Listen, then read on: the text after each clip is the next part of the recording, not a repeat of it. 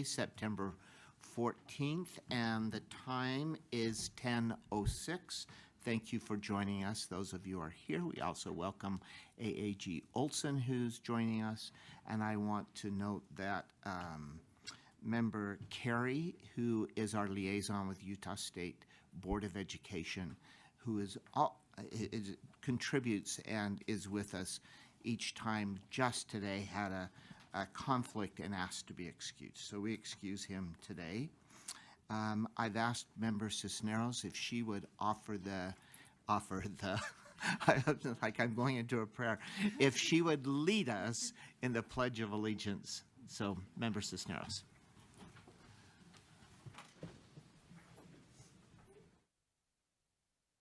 I pledge allegiance to the flag of the United States of America and to the republic for which it stands, one nation, under God, indivisible, with liberty and justice for all.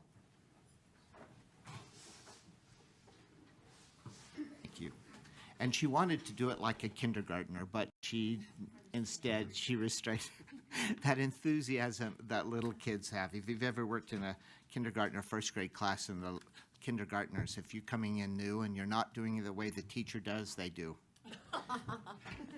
That's not how we do it. You have to.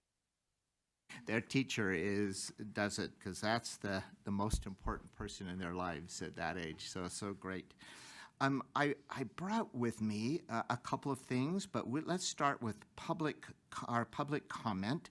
We will, if there's individuals who've signed to give comment this morning, I know that I had an individual request just because of scheduling to add a comment at 1:30, which I agreed to. And so at 1:30, we will start with a comment, but we have two prior.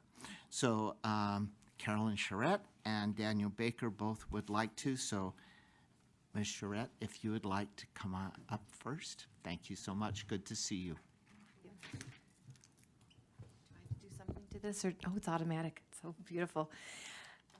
Hi, my name is Carolyn Charette. I'm the Executive Director of American Preparatory Schools, and today I'm just filled with gratitude, as last week we celebrated our 20th anniversary of serving Utah students, and those 20 years have flown by. I'm so grateful that I continue to be excited every day about this work, and I feel it's such a privilege to be able to partner with so many, really thousands of wonderful families here in Utah, and have been doing this for over 2 decades. It's wonderful. It's a blessing in my life, and our campuses are doing well. It's fun to be here in fall. Fall is an exciting time for anybody in education, as you all know. So I also want to just express gratitude to live here in Utah, where we have structures such as you who can help us provide opportunities for our children to exercise and our families to exercise school choice. I'm grateful to have been able to watch the school choice development in this state over the last 20 plus years and see how amazing it is that we went from 0% to a little handful of pilot schools, and then to 11% or something of our students now in charter schools. How exciting that is. It's been amazing. And I want to say that I'm grateful to you, our authorizer, for your support in this effort and your vision.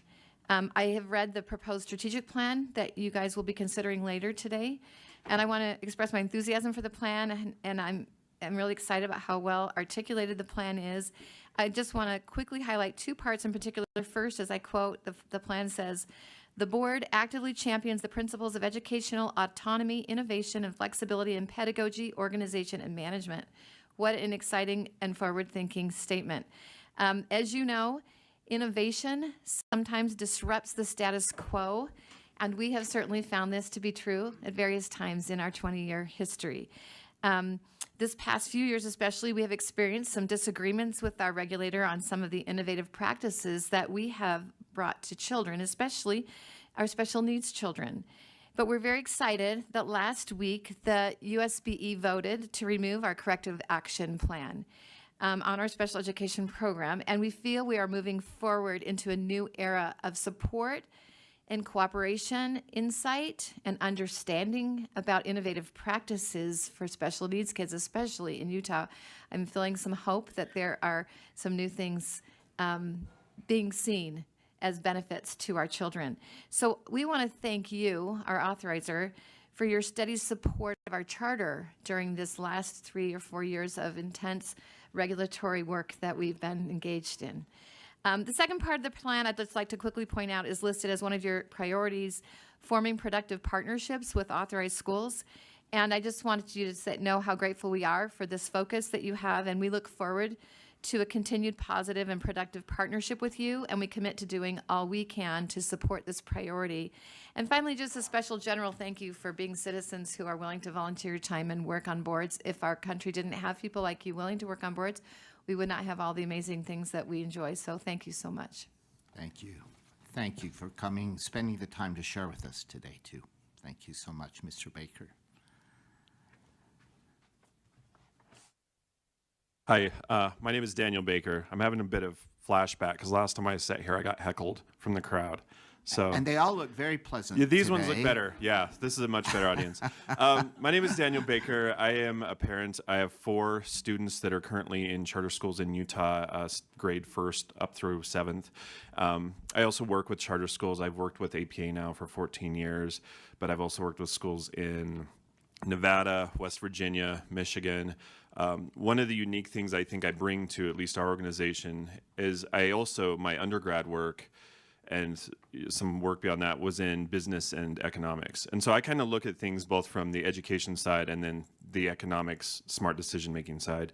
And I was reading the strategic plan, and there were a lot of things that actually really pleased me in there. And one of them was when we talk about, one of the suggestions was an auto exemption from certain laws or regulations, assuming that, the ones that involve student safety, things like that remain in place as they obviously should. A lot of the laws and rules that have been written were written not understanding or before charter schools as an LEA were a thing.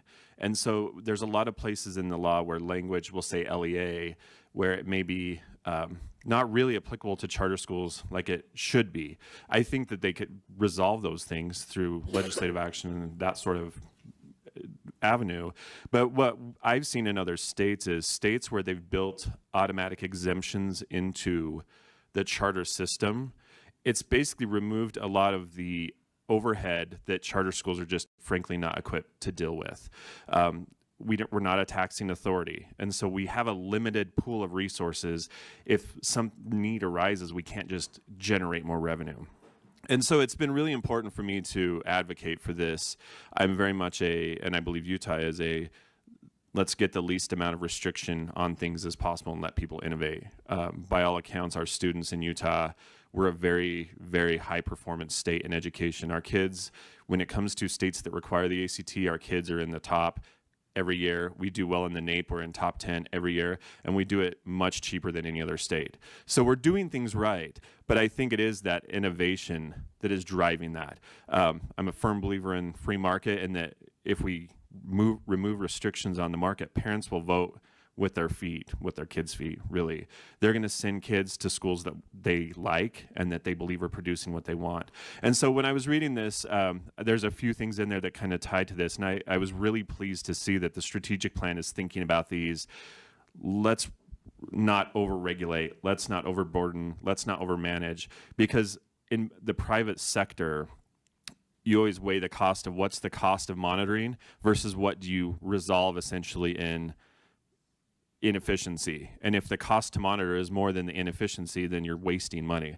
And so as a taxpayer, I don't want to waste money. I don't want to waste my parents' money. I don't want to waste the citizens of Utah money. So I see this plan as really kind of pushing us more towards let's be a really true free market state. Let's remove restrictions where it makes sense. Let's keep them in place where it makes sense. But I would just like to speak and just say that I really like the strategic plan, and I look forward to seeing how this gets implemented. So thank you. Thank you. Thank you for coming in and for giving us that feedback. We really appreciate it. To take the time, and I know you're both very busy, and we appreciate you coming in and sharing that feedback with us. That's very helpful to us.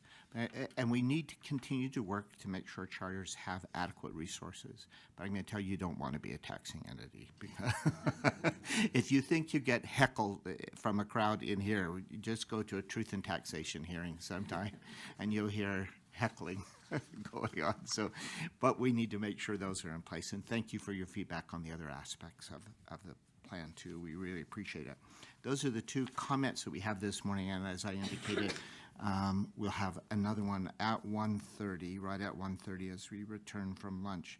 On our agenda, it says a thought, and I had with me something that I pulled out the other day by Carl Veit, who is one of the great leaders, educational leaders, and writes about leaders and prepares leaders in education in the nation for many years at the University of Michigan. And I loved this little bit. He said, here's the rhetoric that concerns me. If you listen to educational administrators describe a typical day at work, they talk about taking the heat, putting out brush fires, getting burned by decisions, stopping rumors that spread like wildfire, looking for fire where they spot smoke, facing explosive situations, and watching the fireworks at board meetings. Having said all this, they often add that despite all this turbulence, they still have a burning passion for teaching kids and a fire in their belly to build fires under their colleagues, as they too are willing to walk through fire on behalf of the kids. So beautifully written. And that's kind of where all of us exist. All of that, the difficulties and outside stresses, we are all in this room willing to endure so that we can do good things for kids and make sure our families and children are served well, and we'll continue to do that. So that little thought of praising the work that all of you do and saying thank you. Our staff has been working very hard to make sure things are being taken care of, as we've been in the process of seeking a new executive director. We'll be the third executive director in this history, as Ms. Charette kind of pointed out, the growth in charter school membership. This will be our third, and we'll have some opportunity. Our board will have some instruction a little later today about where we are in that process, but our intent is to have some final interviews a week from tomorrow, and so that we can announce very soon a new executive director and be ready to move forward as we continue to grow. And I think that's all. Let's move to the consent agenda. And do we have consent? Not today, do we? Well, welcome. Come on in. We're glad you're here. I already said that you wouldn't even be here, so look at how happy we are that you'll be here. So we're glad that you're here. Yeah. So consent is on here. Do we have consent items today? Yes. All right. So anyone have any discussion relative to the consent calendar, or I'm willing to entertain a motion? I'll move to adopt the consent calendar. All right, a motion to adopt the consent calendar, a second to that motion? I'll second that. All right, so a motion by Member Smith, a second by Member Olson. Any discussion about any pieces of that consent or pieces that you need to pull, potentially? Not seeing any, we'll move to a vote. All those in favor of the motion to accept the consent calendar, say aye. Aye. And any opposed? That passes unanimously. So we have approved that consent calendar. Let's now move to our small expansion application presentation. This is going to be a little new for us. This is the part of the new process. So I'll turn to Ms. Stephenson maybe to introduce that and to take us into that that presentation. Thank you, Chair Bowles. Yeah. All right, just getting connected here. So sorry. Let me pull that up, and then we need this one. Okay. Thank you, board, for your patience in getting that pulled up. As Chair Bowles mentioned, this is a new process for us to review the small expansions. And we have a total of 10 applications that came in. And so we're really excited to share those with you. As a reminder, the way that the current board rule reads, a small expansion is 50 or fewer students, or it could be one grade level. It could be both one grade level and 50 or fewer students. And it should not necessitate any major renovations to the school. As I mentioned, we do have 10 applications that we received. And so in this slideshow, I allocated 2 slides for each of the schools. The first slide will share their why, their justification of why they need this expansion, the small expansion. And then the second slide will have a little bit of the technical pieces as far as where enrollment currently sits or what grades they're currently serving. Chair, I was thinking that it might be good to go through this first, and then each of the groups, we have invited their board chair and their director, or they could delegate someone to attend in their place. And so after we look through it the first time, if you would like, I can go back and then have that time to discuss with individual schools if there are any questions, unless you have different direction you would like me to take. That will work for us. Thank you. I just want to point out, too, it's also not only in that you've talked about the parameters for being able to ask for a small expansion, but it's a less onerous process to do that as well, right? It's That a is shorter correct. process. Yep, the application was moved down to one single page where we did ask for that justification of their need, which you will see reflected here, as well as the signatures of their board, so that it was a request coming from the board. And then we also did a review to make sure that there was no corrective action plans in place, the school wasn't on a system of support, they weren't in state turnaround or under any corrective action from the authorizer as well. All of the schools met all of those requirements that you will see today. We did have a few that maybe are on an internal year for some correction, but nothing that would be on our list of major concerns that we're looking for. Yeah, and so this is also a nice opportunity to celebrate in schools expanding the work that they do. So let's go ahead with that Thank presentation. you. All right.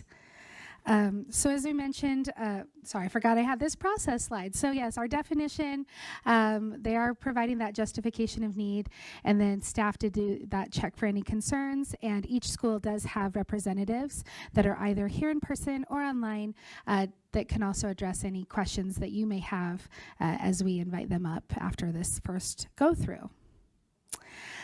So our first applicant that we have, and these are just in alphabetical order, so that's how we ordered them, is Canyon Grove Academy.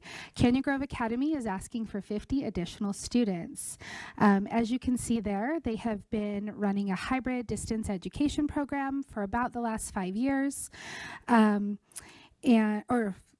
They've had a wait list for 5 years, and in 2020 created the hybrid distance education program. And so between the students that they have on site and their hybrid, they are unable to enroll any of their waitlisted students. And so that is why they are requesting this increase to their enrollment cap. One small note I would like to make on this one, this justification you will notice is going to be exactly the same as one other school's.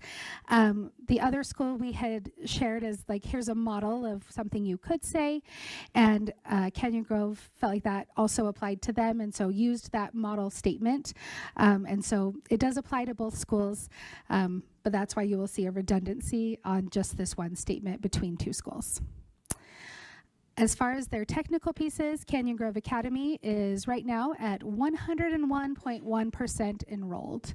They currently serve grades K through 8, and you can see their mission statement there that they have that community of learners where they're really partnering up with parents to help students have self-accountability and have their individual needs met. Going next, we also have Esperanza Elementary. As you can see there, they would like to add both 7th grade and 50 additional students in their request. They sent a very robust statement, and so I tried to pull out some of the most important pieces here, but they may have additional beautiful insights that they would like to add. Essentially, they would like to be able to offer their 6th grade students into that 7th grade so that they can continue the work that Esperanza has been doing.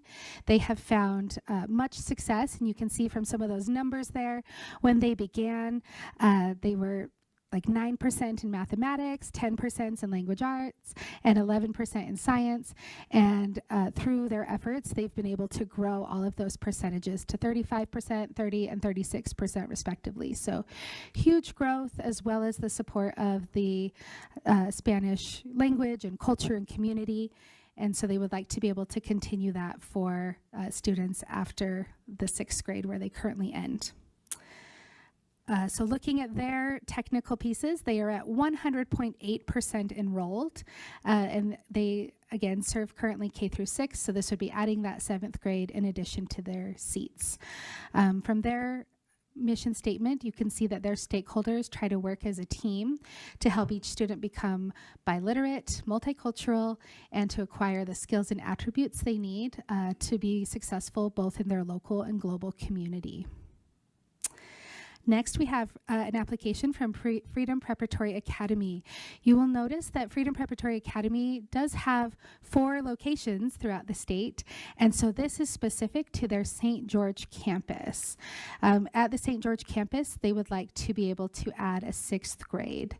The St. George campus started in the fall of 2021, and they've seen in their community that that 6th grade piece seems to be something that they get a lot of requests from parents about, and could help be more supportive in answering requests from their community. So this data, they are 69.6% enrolled across their LEA, and the St. George campus is serving grades K through 5. And so this, again, may be a good way to help them respond to their community by adding in that 6th grade piece and boost some of that enrollment across their LEA. You can see their mission statement there that this is a school that helps students to think critically, connect socially, and serve selflessly. Next, we have Gateway Preparatory Academy. This is the school I mentioned that the statement is the same as you saw on the first slide.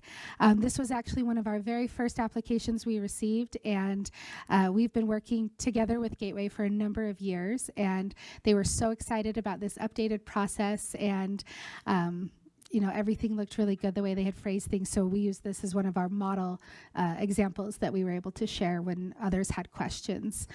Gateway Preparatory Academy is asking for 50 additional seats, 50 additional students for their school.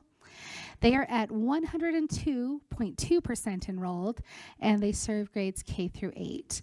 And so this, again, could be that way to answer that community need where that enrollment is high and that wait list is long, and they would really love to be able to relieve some of that pressure within their community.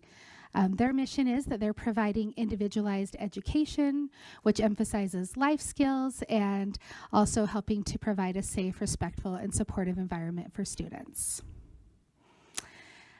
Next, we have Lakeview Academy. Lakeview Academy is seeking 50 additional students. You may remember from a few years ago that this board approved a satellite for Lakeview Academy, and due to some of the concerns with the pandemic and the rising cost of building, that ended up expiring, and so they never went forward with that. And so they were kind of back to where they began at that point. And so right now their plan is that they would like to seek these 50 additional seats so that they can start relieving some of that pressure on their wait list. And then, as you can see noted there, they would also like to be considered for a larger expansion when that application is completed and ready to be received for another 200 seats so that they can start building up towards additional ways to serve students.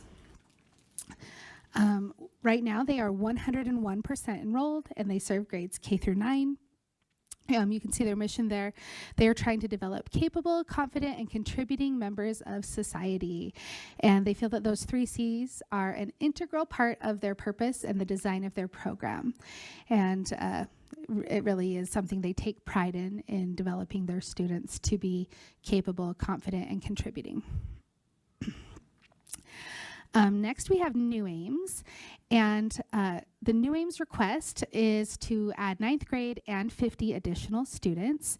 And you will see from our data point here that currently across the LEA, they are at 86.2%. So when we were first looking at that, we thought, maybe those additional seats aren't needed, but as we began talking to the director and seeking some additional clarity on what they're looking at, they have in their charter allocated certain amounts of students for each grade, and they have always had the flexibility to do 9th grade, but haven't actually used that, I believe, since 2008.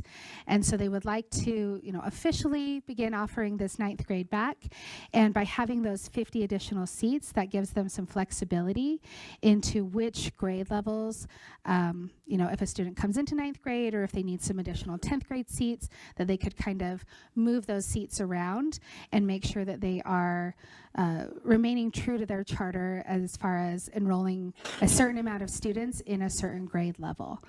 As you know, New Aims is one of our highest performing charter schools, and they are a school of choice that seeks to provide a rigorous, supportive early college experience on a university campus, and they are currently located on 2 different campuses.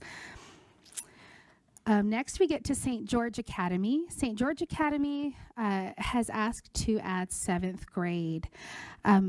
If you remember, when St. George Academy opened, they have had some struggles with enrollment and had actually come before the board and had some corrective actions that they worked to address with their director and with their board leadership. And they have been able to continue this thriving school and really being able to meet needs within their community and to find ways to continue to find success even with a lower enrollment. However, with that, they have been constantly trying to go to their drawing board and figure out what else can we try, how else can we encourage students into our community. And so one of the ways they would like to try is adding 7th grade that better aligns with what they're seeing within their community. And we actually just discussed this today in our authorizing committee, and so that will be coming to the full board next month.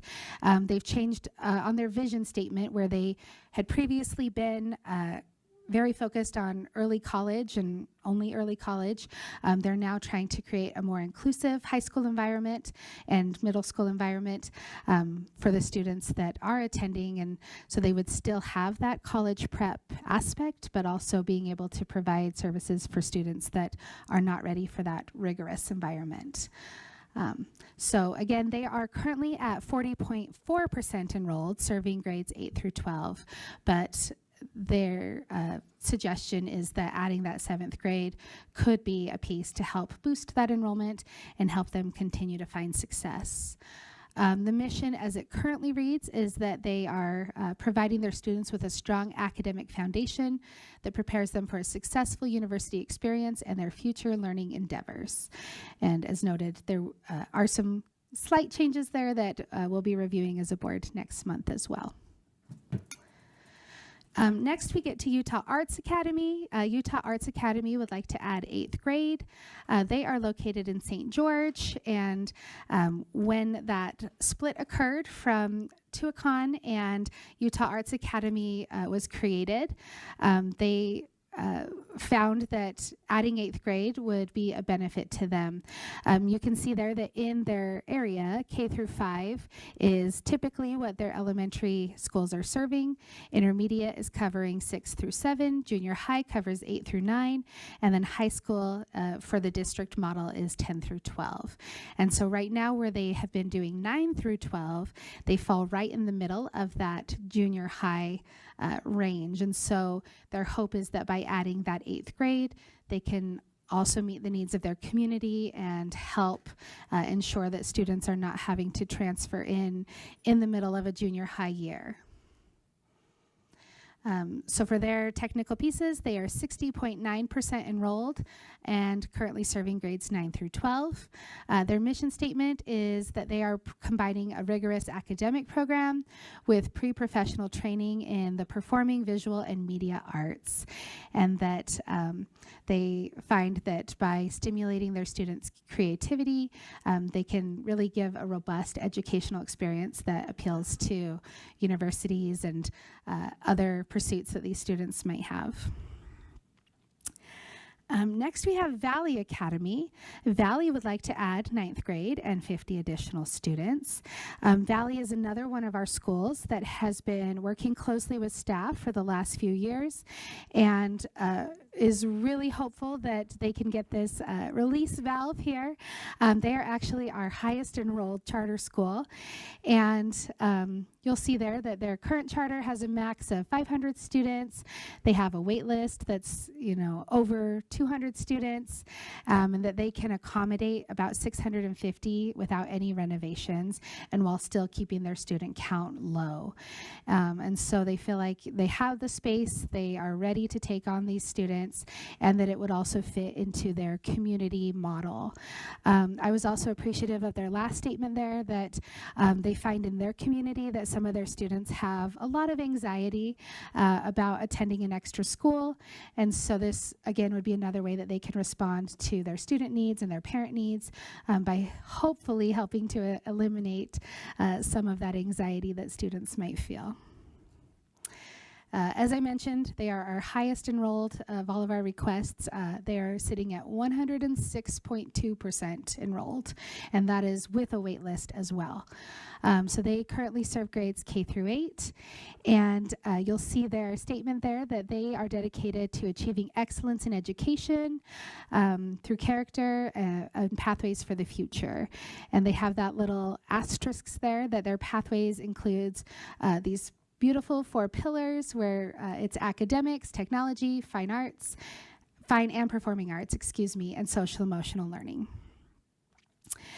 And then our final application, this is number 10 if you've been following along, is for Vanguard Academy.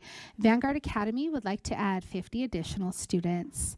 They have recently entered into a articulation agreement for some students in neighboring schools to be able to come, as well as having students at their own school and community that have siblings and would like to continue on at their school as well. And so as we looked at their technical pieces, they are at 97.8% enrolled across the LEA, so not at that over mark yet.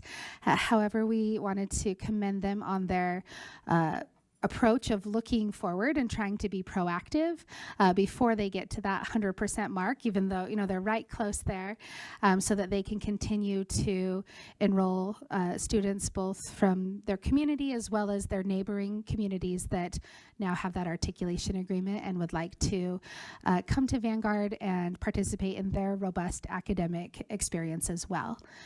You can see there that their mission is to empower their students to excel in college and careers, and they do that through exceptional math, science, and leadership skills, inspired by music and a passion for learning. And so that takes us through all of our 10 applicants. Chair, as I mentioned, if you would like, I can go back and we can then talk about each one individually. Each school does have representatives, either here or online, or anything else that the board would like to discuss at this point. Why don't we go back to the first of those slides, and then at the pleasure of the board, let's see if they need to stop at anyone to ask clarifying questions, and then we could ask that. If not, we'll move on. Unless someone sitting there saying, yeah, as we get through, if we haven't asked you to speak and you really want to, we'll make sure you have that opportunity too. But let's just start with those, starting with Canyon Grove. Do anyone on the board have questions that you would like to address to Canyon Grove folks? Mrs. Cisneros. Chair, it's not to Canyon Grove, it's in general that I would, if there's possible that the board could just discuss general. and I don't know if I care. I just keep coming up with the question. And one of the schools I think was a little more transparent about their intent. And when I see some of the applications, it seems to me that the schools are going to use the small expansion to basically like grow year over year over year. So this year they would ask for a grade in 50, and next year they'll come back for the next grade in 50, and they'll just continue to grow their school that way, when in reality they're looking for a larger expansion and they're just doing it piecemeal. And so I keep asking myself, do I care? And I don't know. I guess I'm just looking for more transparency around the full intent.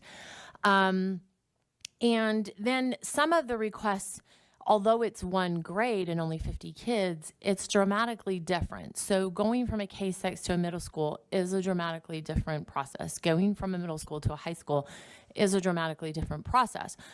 So do we care, or do we say, well, we'll approve it and it's on the school to make it successful? And all I'm proposing is the questions. I actually have not come up with answers for myself, so that's why I'm hoping that the board would have a transparent discussion around some of those questions I'm having. Yeah, great idea. Yeah, let me go to Member Olson and then Ms. Stephenson after that. Yeah, I had some similar thoughts, and if I can just add to that, without answering the question, but just to add to my questions. I've reviewed our small expansion policy and procedure and application. I remember when we worked on this in authorizing. What I don't really remember discussing is what exactly our standards are and what we're looking for. How are we scrutinizing these applications?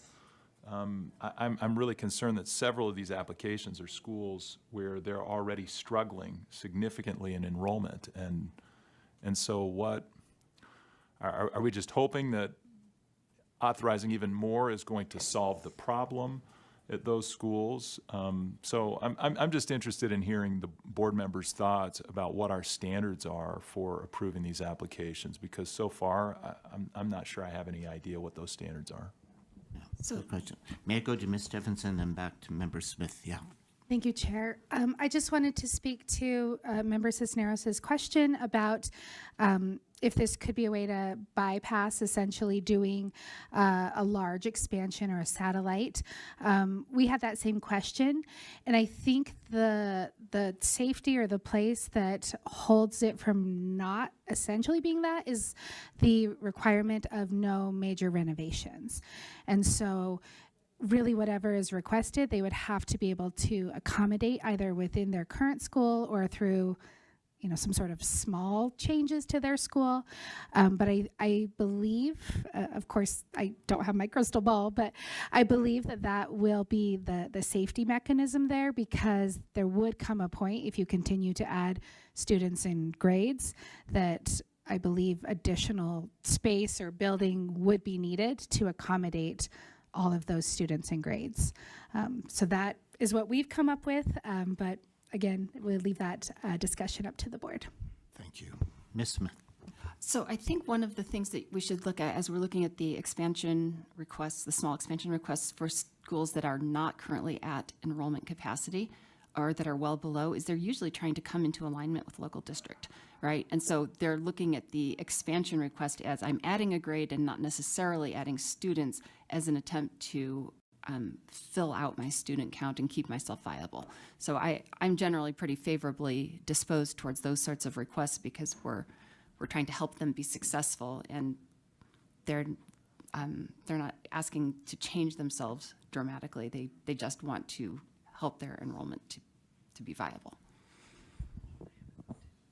Yeah. Vice Chair Phillips.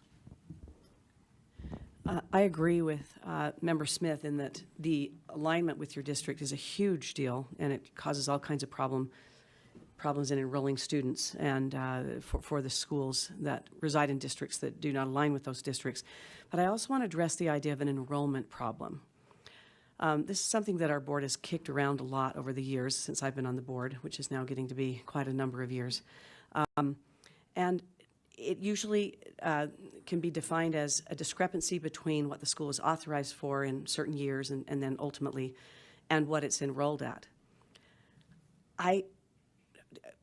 All of us who have been through the process of becoming an authorized charter school and then dealing with various ups and downs in enrollment depending on demographics, where you reside, and so forth. Understand that when you're first being authorized as a school and have first given that application and your guess in numbers, it's a guess, and it's somewhat arbitrary, first of all, and we don't usually go back and change those caps, because why would we change our enrollment cap down in case some, development comes along, or there's additional interest, or we can't read what's happening in the municipality we reside in. So we leave it where it is. But to me, there is no enrollment problem unless the school is unable to balance its revenues and expenses and offer a program that's much like, or, has evolved to something that has been part of an amendment and therefore is like the program they're saying they're offering. So I don't think an enrollment problem is a very compelling statement unless it can be tied to the financial health of the school. So if you're at 69.9% enrollment, I don't really care if your financial health is robust.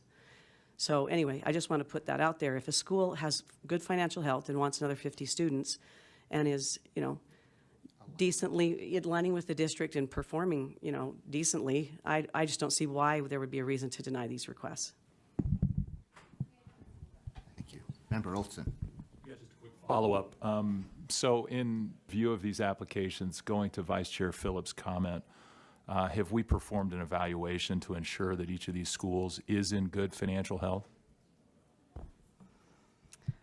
Yes, all of these schools are in good financial health. We don't currently have any of these schools on a notice of concern or a warning. So they're all doing well financially and are meeting all of the standards from USBE. As I mentioned, a few of them had some things they were working on.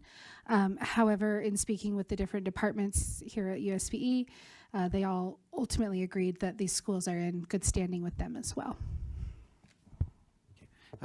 I have a couple of questions to ask. Like, there are 4 applications, at least if I'm counting, that are from Washington County. So St. George Hurricane, right?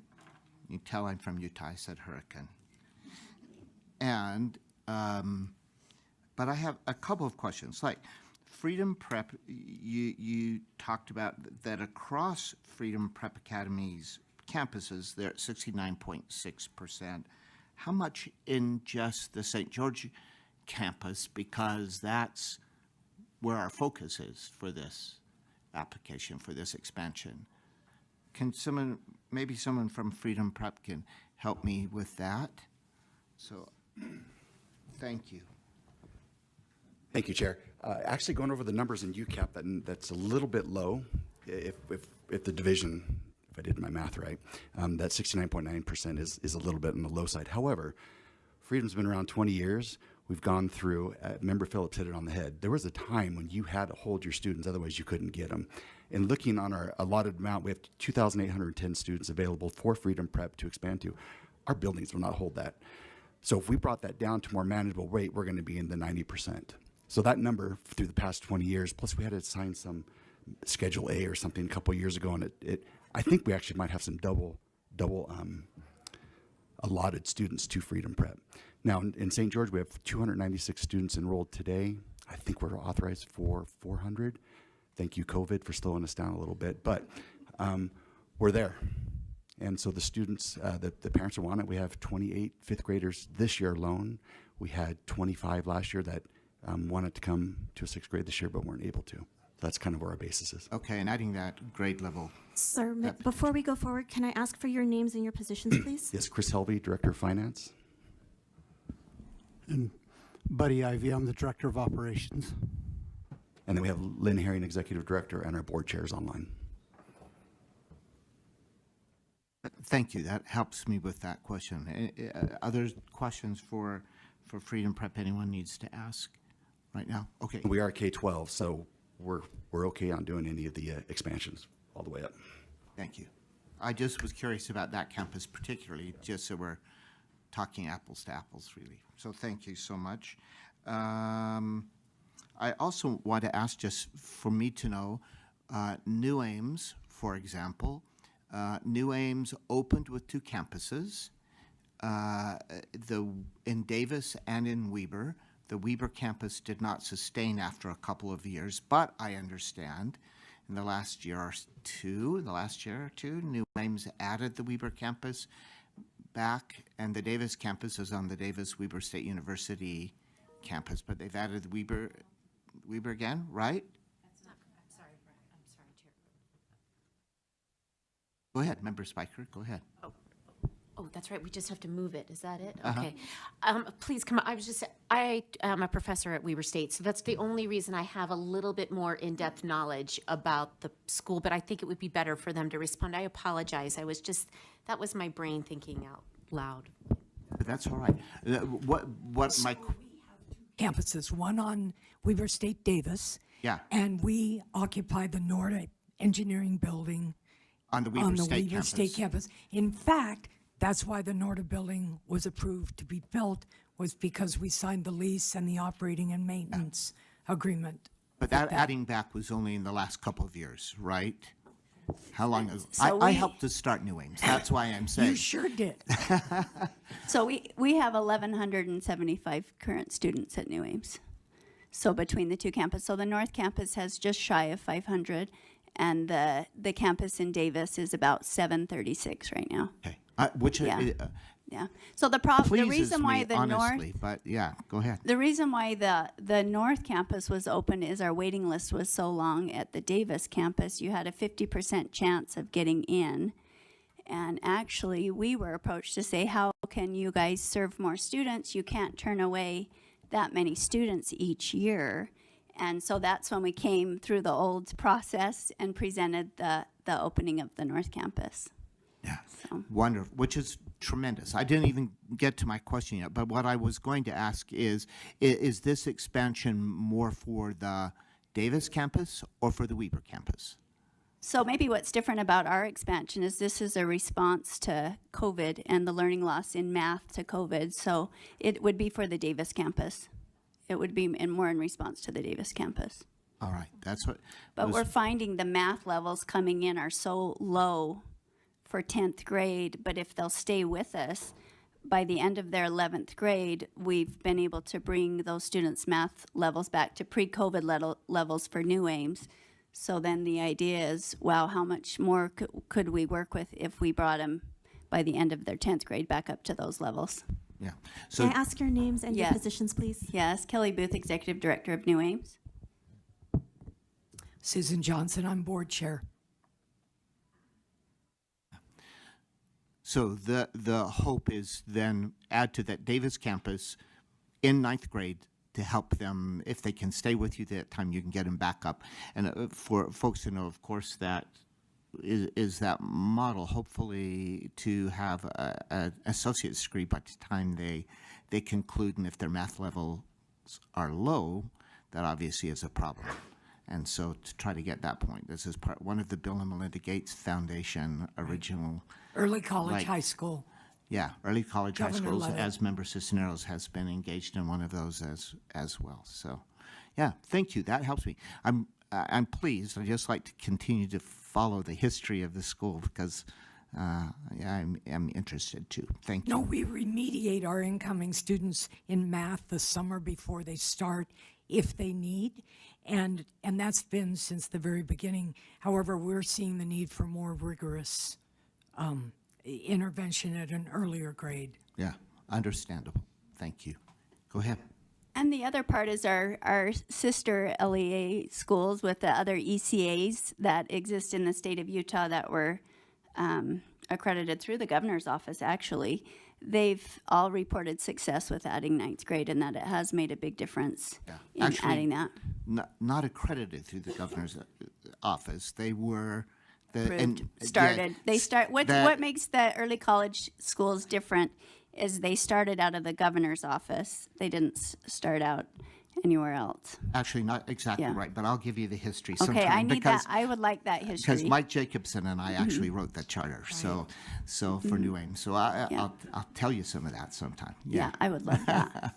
But All also, right. it should be noted too that like New Ames historically for the last decade has easily been one of the highest performing schools in the state of Utah. Right. And our desire is to really focus and be able to continue to produce graduates that are prepared in math, science, and engineering as our focus. And we're seeing that math coming in. It's just, it needs to be pushed a little higher. Tremendous. Yeah. And thank Yeah. you so much for being careful about that and taking that step. Thank you so much.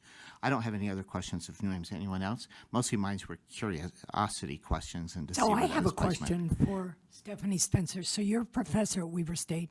So you're aware that our students are on your campus. Yes, I have actually taught them numerous times in my courses. I teach in teacher ed and then also in our Women and Gender Studies program. So the courses in the Women and Gender Studies program I teach are part of our general ed program. And so, yes, over the years, and that's, Chair Bowles, my apologies. It was just, I'm thinking I've probably had students for the last 5 years. So I don't know exactly the length of time that New Ames has been on the North Campus. I just know from my own tenure there that I've consistently every year had New Ames students. And I will say 90% of the time they outperform our typical freshmen. Which is wonderful. Yeah. You know, Which the is- move to the North Campus has been remarkable in a lot of ways.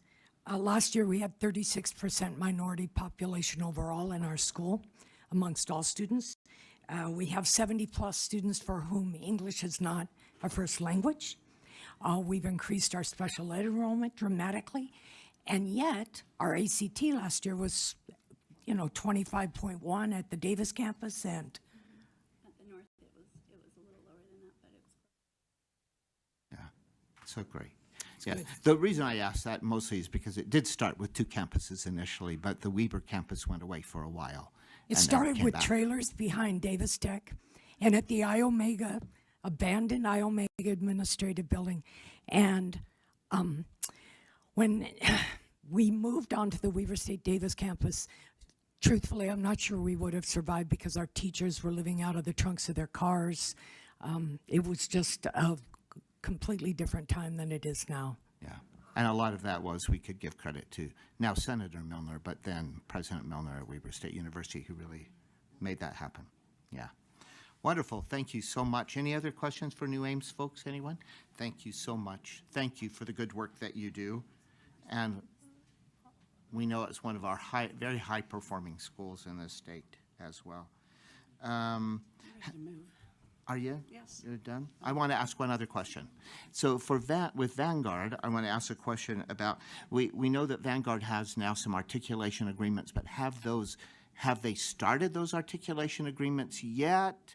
Or is that still coming up? I'm just curious where you are in the process of the articulation agreements, because if they haven't you haven't experienced that yet, obviously the enrollment, you're going to have that enrollment coming, right? Thank you for your question, Chair Bowles. My name is Charles Reynolds, the Executive Director of Vanguard Academy. And here with me, I've got Joy Palmer, one of our founding members and our curriculum director, and then also Debbie Llewellyn, one of our board members. One thing I might mention is with the enrollment numbers that were presented on the slides, they're actually comparing last year's enrollment. We actually had an increase in our enrollment this year, which has not yet been reported with the October 1 count, is actually just over 103%. And we do have a wait list. You asked about the articulation agreement with Endeavor Hall right now. We did get one applicant from them, but as of right now, that applicant is still on our wait list because we actually have employee priority applicants that did not get off of our wait list and did not get in. Okay. Thank you. Thank you. Yeah, that answers my question. Others have? All right. Thank you so much, Vanguard. Thank you for the work you do. And Vice Chair Phillips said she was ready for a motion. Yep. I would like to move that we approve the small expansion application requests that have been presented to us today. Do they need to be listed by name? I think that we can just indicate that they're on those that appear on the agenda today that we've reviewed, or is enough. All right. love to So second there's a that. motion from Vice Chair Phillips to approve all of the small expansion requests that have been presented to us today. Is there a second to that motion? I jumped the gun and seconded before. Oh, sorry. And Yes, I would like to second that. Member Smith seconds. Any further discussion about those? We've had some, that was good discussion and talking about those. Go ahead, Member Cisneros. I am in support of the motion, so I'm not going to hold it up, but I would ask, because I don't feel like Member Olson's question was adequately addressed, and I feel like maybe some of my questions are still not resolved, but I wonder if it's an appropriate task for the authorizing committee to take up, not to hold these applications up, but so that in the future we have clearly defined standards for the board to operate around, staff to operate around, and us not come into meetings with unresolved questions. Yeah, thank you so much for that comment. And let's make that, I'll make that direction too. Mrs. Cisneros is on that committee, Member Olson is on that committee, and no? Crystal, Michelle, and All right. Those who are on the committee who know who they are. And if Ms. Stephenson will make sure that that's on the agenda, because I know that you helped to organize that for the board, that committee and set agenda. Comment to the discussion. Yes, please. In general, with these small expansions, as we've brought them, the new process recently to law and licensing of the State Board of Ed, there has been more of a sense, and I think that there was more of a sense on this board, and so perhaps that has changed and maybe needs to be discussed with authorizing and amending. But the idea with these small expansions, I think, was because they're small, that the application, it contained more potential to that in order not to be considered, you had to have significant disqualifications rather than qualifications. Now, that isn't as true, I think, with the large expansion and satellite processes, but I would recommend, and of course I'm just one board member, but that the authorizing and amending committee take that into consideration, that there is a significant difference between a satellite request and a large expansion and these smaller requests, which, again, we've typically been leaning toward why not give them unless there's some huge looming thing. And so I think personally that the standards discussion is better suited to the large expansions and the satellite requests. As a point of record, right, that we generally do take that philosophy. We would like to encourage these, especially since they're not burdensome, and as long as the schools are in good standing, which they are before we bring them to you. I mean, that functionally is the vetting process. We won't bring them to you if they have major cause for concern, and we do definitely scrutinize the larger expansion requests much more closely. Thank you. Thank you. If in that committee you'll consider it, and then just maybe come and report what your determination was, and as we continue forward. We have a motion on the table then to approve these requests that have been presented to us today. A motion and a second. Any additional discussion about that motion? All right, seeing none, we'll move to a vote. All those in favor of the motion to approve these requests, say aye. Aye. Any opposed, say nay. It carries unanimously. Congratulations, all of you.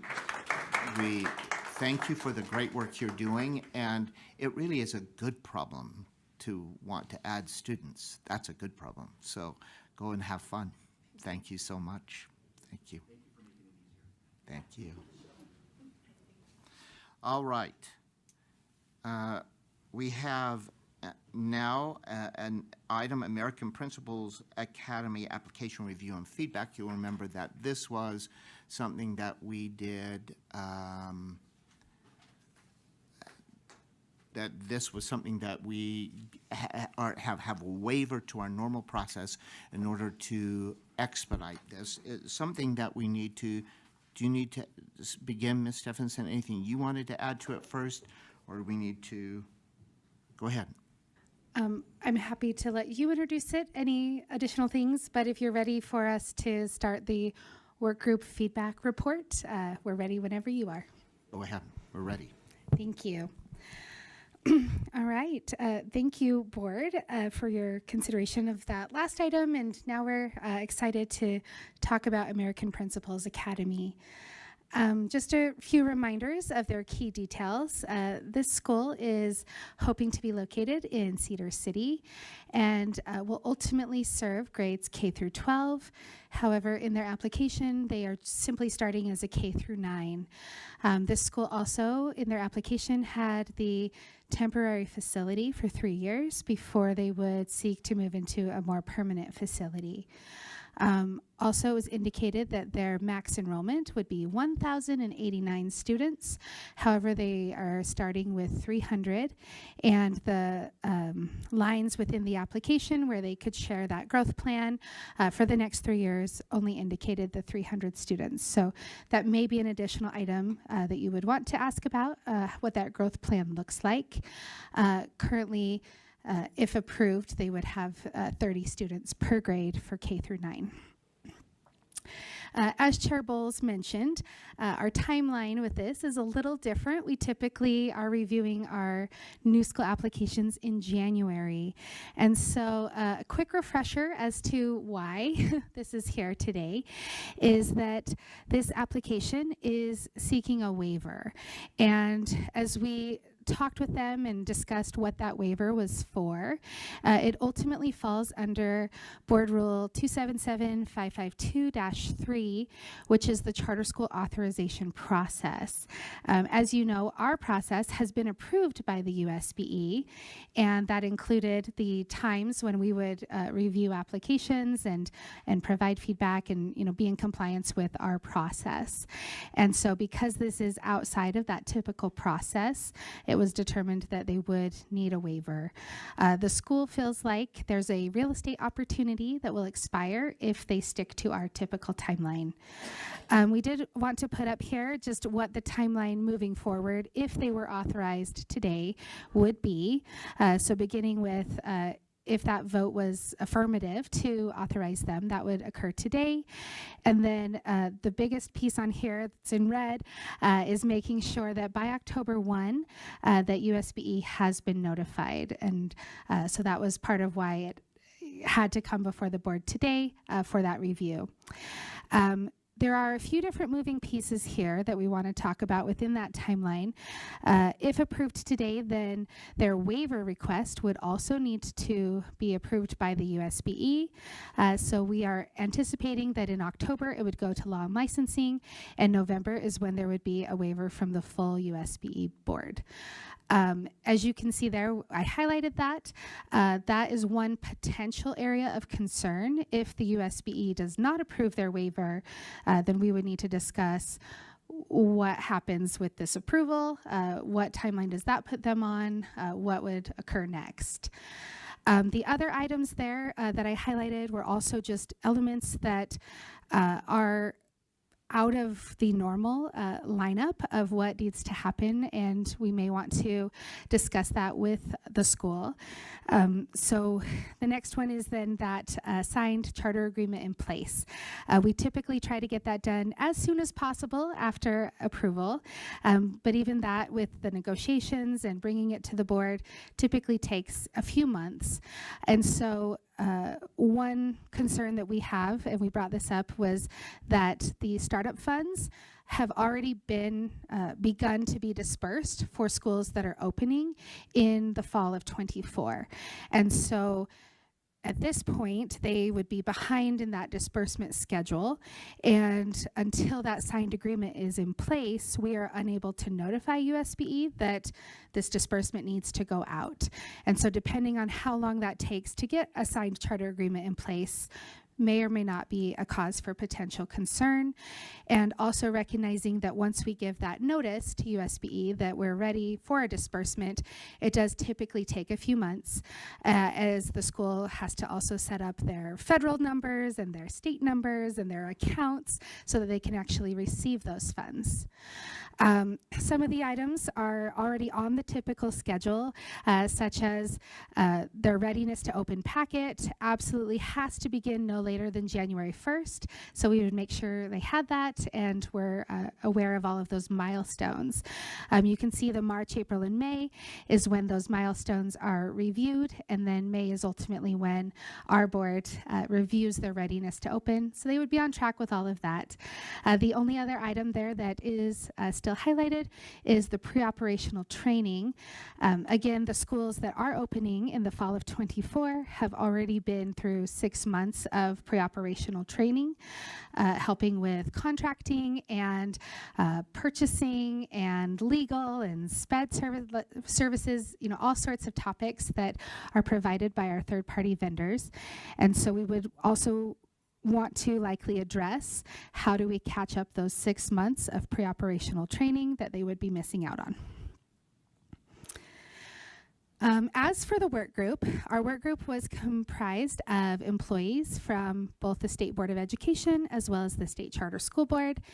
And we tasked the work group with 5 different questions to answer. And so on the next slides, I will be going through these questions and what the work group came up with as far as the answers that they saw, and hopefully that can help guide this review and may or may not be additional questions that you would like to ask the school as well. The first question that we asked after they had reviewed the application sufficiently was, could this be a successful public charter school as outlined? According to the work group, the answer was split between yes and no. Those that thought yes felt like there's a really well-defined direction for this school model, while those who thought no mentioned that the execution of the school in the way that it was described within the application may be too expensive to run in this location. There were concerns both about the enrollment of 300, making sure that they had qualified paraprofessionals in the school, and there were some concerns within the budget that was submitted that we'll get into in another slide that may be a cause for some concern as far as the expenses it'll take to run this model. Another concern that was brought up by the work group for those that thought no here was that the Charter Management Organization, or CMO, the agreement includes multiple services. Now with that is certainly allowable, and we have charter schools that use CMOs in a number of robust ways. Just as the work group was meeting and talking about that, there was some concern about how many services are being provided by the CMO. There was a note from the USBE team about the corrective action plan that Director Charette also referenced today. It sounds like from her report that has been resolved. When the team met and discussed this, they had said that it was going through a settlement process and anticipated that being resolved very soon. So I don't have the details on that, but I'm sure we could get them if needed as far as what that outcome was there. The next question that we tasked the work group to answer was if the governing board of the school appears to have the capacity to fulfill all that is written in their application. Again, the work group was split here between yes and no. Those who thought yes felt that the board had made changes from their composition from last year's submission, and in reviewing the application, this was cited by the applicant as the reason that it wasn't approved last year and that they needed to revamp and come back this year. Looking through some of our notes, we saw that there were some other concerns that the board had brought up last year besides just the board composition related to the charter management company and related to the desires and needs within the area. And so that may be something you want to consider asking them about since there were some issues that were unaddressed that were brought up from last year. Those who thought no from the work group as their answer to this question felt that there were some questions about the financial stewardship that the board had the capacity to provide, and that the board has authorized others to act on their behalf. And so I'd like to dive a little deeper into both of those issues. and just provide some additional context. The financial stewardship concerns that came up in the application were that the applicant, first of all, did not account for all of their expenses. Two different areas that were noted by the work group were that there was a $25,000 down payment on a building that was discussed but not reflected within the budget. And so that $25,000 was not accounted for within their budgeting. Another example of that came under their food service. Food service was listed as a revenue item that would be bringing in a significant amount of revenue for a school. And yet the only expense that was related to their food service was for 2 employees. On the line items where they would actually purchase the food or purchase the supplies to make the food, those both had a spending plan of 0. And so making sure that this financial stewardship, that they are aware of all of the items that will need to be procured and provided to run the school that they're envisioning. Another financial stewardship concern was that in the break-even budget, there was no reserve balance or carry forward.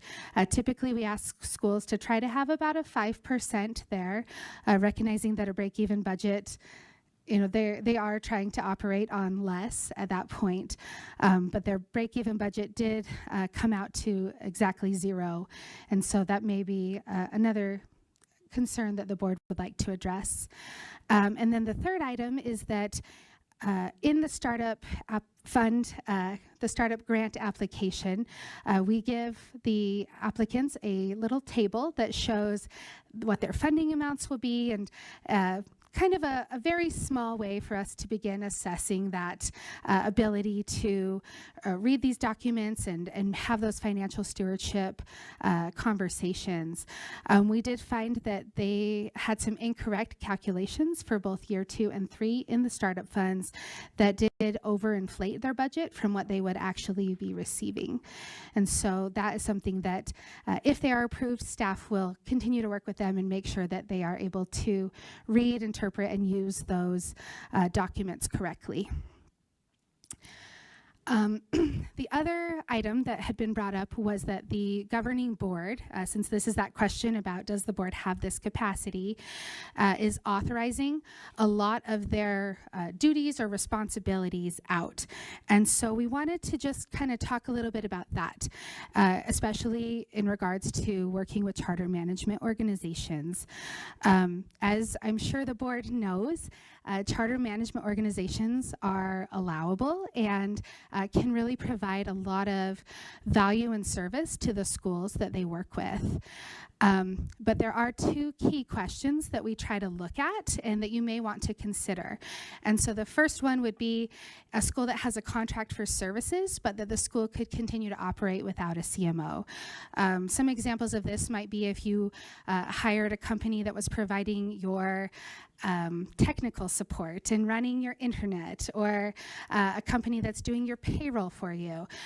Those things typically a school could change and use a different technical service provider, a different payroll provider, and the school could continue to operate without that CMO or with making a change. And then the other side of that is a contract for services that the school could not continue to operate without their CMO. So this would be one where branding and curriculum and supplies and everything really belongs to that charter management organization. And so that would be a question for the board to consider as far as what type of CMOs you are comfortable working with and are comfortable having schools work with, recognizing that both are allowable. We did put a little graphic here at the bottom. This is just a question that we've been grappling with and working with AAG Olson on, which relates to when does a school make a decision to contract with a charter management organization, and can a charter management organization be material to the authorization of a charter school? And ultimately, we've come up with this graphic. Right now, an applicant is considered private, so they could work with anyone they want and have that help, have that support. However, if they are authorized, they suddenly become a public entity. And so the question there is, what happens to those prior agreements? Do they need to rebid? Are they able to keep them because it is material to their charter? And so that is likely a question that our board will want to discuss and grapple with as well.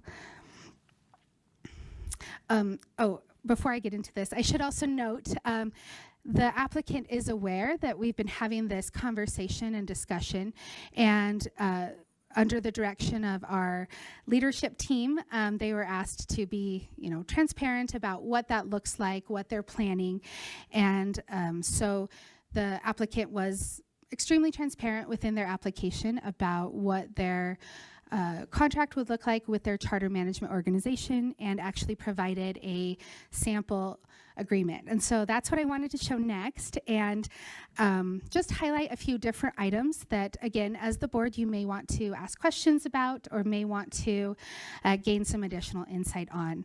And as that reference, this all falls under that category of board capacity. And so we're looking at it with that board capacity lens. Within their agreement, it is noted that the school receives that authority from the authorizer. And throughout this agreement with the CMO, the school, instead of being referenced as American Principals Academy, is referenced as CCH, which is Cedar Charter Holders, who within the application is the name of the applicant, where American Principals Academy is the name of the school. You'll see on that second one where it says number 3, authority, it says that CCH, so Cedar Charter Holdings or American Principals Academy, the board, grants to APS, which would be the CMO, express authority and power necessary to execute their duties. And then it also talks about their responsibilities, their obligations. However, they have provided in that next little underlined section there that if it is something that the board is not able to delegate their authority of, then the governing board of CCH or American Principals Academy would still retain that authority. So they have tried to point out that while this applicant may be giving some of that authority over to their CMO, if there are places that's not allowable, that authority still resides with the school. In that next one, where it talks about the relationship between the school and the CMO, they have outlined that no employees of APS will be considered an employee of CCH. So the CMO employees are not considered employees of the school. However, as required in their management of schools, APS may supervise CCH employees. And so this was noted as just a possible concern from the work group that suddenly if there are non-employees supervising employees of a school, that may make those conversations challenging or cause some cultural concerns within the school culture. A few other items here. You can see at the top one that CCH, so American Principals Academy, and the Cedar Charter Holdings, that same group, authorizes APS staff to open and maintain depository accounts. And it outlines what that's for. They also say that their APS employees are expressly charged with fiduciary responsibility for all of the school funds and are authorized as signatories on checking accounts. They did name who that would be, and so it is, not every APS employee, but certain ones that are listed here. They've also said that those employees are authorized to enter into contracts and agreements with third parties for the procurement of goods and services on behalf of CCH. And then that bottom one there, before we get into the second section, mentions that APS is authorized to make expenditures with CCH funds in excess of $50,000. It does outline what items that specifically would be for. But again, if we're talking about board capacity, the work group had that concern that their purchasing power or their authorization of what they're going to spend has been given to their charter management organization. This bottoms piece here related back to that previous slide where it talked about APS employees supervising CCH employees. And it mentions here that APS will provide executive level personnel to manage the business, compliance, and academic oversight of the school. So again, they were very clear and transparent about that this is where their executive leadership will come from. That was, though, a concern within the work group that as a governing board, typically a governing board would like to hire their own executive and task them with some of those oversight roles. However, this is what they're putting forward. Again, this is considered allowable, and it's very transparent within their application. They have also stated that if there are things that need to change within this agreement, that it's not finalized. You can see the draft watermark across the back there. So if there are places that the board would like to provide guidance or suggestions to the applicant, it sounds like they are open to that.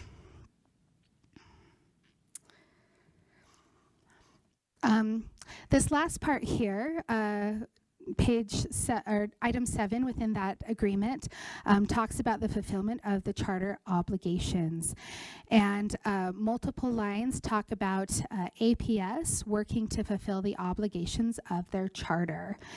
And item D there talks about how if CCH, so Cedar Charter holders, which is American Principals Academy, if they would like to make any adjustments to their charter agreement that is held between their board and you as the board, they do have a line in there that it first needs to be submitted to APS for review before it would come to the authorizer. And so again, this may be a concern about that relationship between a school governing board and an authorizer that you would want to ask some questions and get some clarity on. We also saw on item 24 there about licensing that CCH, so Cedar Charter holders, as American Principals Academy, may use the American Preparatory name, brand, symbols, acronyms, and any and all other intellectual property and copyrights in labeling, marketing, and any other capacity. And so when we saw that, we know that was a question brought up last year about if this is a new school or a satellite and how it will be run. And so again, just drawing attention to those different pieces of their potential agreement with their charter management company. Under that line that was found in section 24, the work group did have some concerns that they first thought, well, why is American Preparatory Academy advertising for this school? But then finding that line in 24 where the charter management organization has given that ability to American Principals Academy, acting as Cedar Charter holders, to use their name and their logo, it made sense now why we were seeing this. You can see that the first picture up there, that is the little flyer, these were actually passed out in Cedar City and do reference American Principals Academy. But then if you go to American Preparatory Academy's webpage, and it's americanprep.org. Under that drop-down menu, it does show the Cedar City campus as one of the schools listed within the campuses of American Preparatory Academy. And if you click into that, it does have its own landing page with Cedar City coming in fall of 2024. Again, this may be something you want to ask questions about, or you might already feel comfortable with them being given that ability from their charter management organization. And we do appreciate the transparency and the thought that they put into their agreement and sharing that with our board today as directed. Back to our work group, they were asked if they had any remaining questions or concerns after reading. And these remaining questions and concerns all really related to that charter management organization document and some of the things they were seeing within the website. They wanted to make sure that they were really clear on what the relationship with American Preparatory Academy is, since they will likely be using their name and logo and intellectual property. And then just to echo those two questions that we already brought up, what role does a CMO play in the material authorization of a public charter school? And that other question, could the school exist without the CMO? And based on the agreement that's in place, could the school exist and continue to function and thrive if the CMO was to change? The next question that was asked, as we reviewed with our USBE and SCSB work group, was, is there any part of the application that does not align with board rules, state statutes, or federal laws? Overall, the consensus here was no. The application appears to be in compliance with board rules, state statutes, and federal laws. However, there may want to be some discussion around that material authorization and where that fits in for this school. The final question that was asked to the work group was, if the decision was left up to them, would they approve the application to become a public charter school? And ultimately, no one in the work group was a clear and easy yes. 75% of the work group was yes, but with some caveats, and 25% of the work group was a no. The caveats we listed out here on the side. One of the people said, I would vote yes, but only after clear guidance was given regarding CMOs being material to authorization. And once they said that, everyone kind of nodded their heads and agreed there. The next one was, I would vote yes, but not until the APA settlement has occurred, and depending on the outcome. Again, it sounds like that may have already happened between the creation of this slide and that meeting until today, and so that may be a moot point at this time. The next one, they said, I would vote yes, but not until an accurate budget has been presented. Again, wanting to make sure that the board had adequate financial stewardship of the school and of the public funds that they will be operating with. And then the last one, they said, I would vote yes if I felt confident this was a new school and not a satellite. Everyone agreed that there really is a compelling case that Cedar City needs a classical model charter.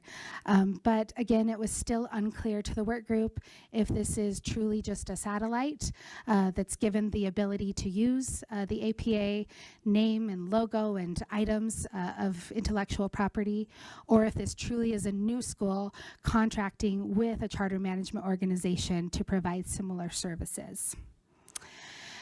So the question that the work group came away from and asking, if there's any recommendations or advice you would give to our board was to really consider if those caveats are addressable. And are they addressable by these three things, which would be, are they addressable by the model that the school is putting forward? Are they addressable by this specific governing board? And are they addressable within the requested time frame, remembering that if approved today, they are on a shortened time frame where they are jumping in about 6 months late into the process. And so that was the recommendation from our work group to really hopefully have our board address today is, are those concerns addressable, and can they be addressed in an adequate manner?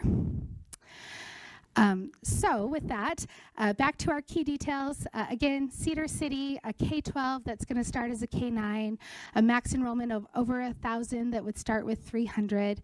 And we're happy to have you discuss and ask questions that you have to the school. The school does have representatives here today, and I believe they are all in person. We would also like to draw your attention to your second document here. It has potential questions you may want to ask. Of course, we recognize that our board has wonderful thoughts and rigor and great discussions, often when talking with schools. But if you would like some suggested questions, the first page were some that you may want to assign to each other and go over. Of course, we will leave that up to our board's discretion there. And then the second page just has some possible questions for additional clarity. The majority of those additional questions did come from the work group. And as we were putting together the presentation, the thought was that on the slide that asks if you had additional questions, we wanted to focus on the biggest questions that came up. And so the questions that are listed here from the work group are less of a big question, more just some wonderings or some questions that the work group still had, but did not feel as large as what was in the presentation as far as those remaining questions. That concludes my presentation, Chair Bowles. If there are any questions, I'm happy to address those, and otherwise I'll turn it back to you. Thank you. From the board, any additional questions for Ms. Stevenson before we call the group forward? Member Olson. Thanks, Chair. Not a question for Ms. Stephenson. I just wanted to state on the record that based on the school's express affiliation with APS, I won't be participating in the discussion or vote on this application today. Thank you. Thank you. All right. I also want to recognize that Deputy Superintendent Stallings has joined us, and we're happy to have her here with us. She always adds to our discussion and the work we do. Would individuals from American Principals Academy, you've traveled a distance, travel a little bit more and come and sit up to the table with us, and then I'll have you introduce yourselves as we begin.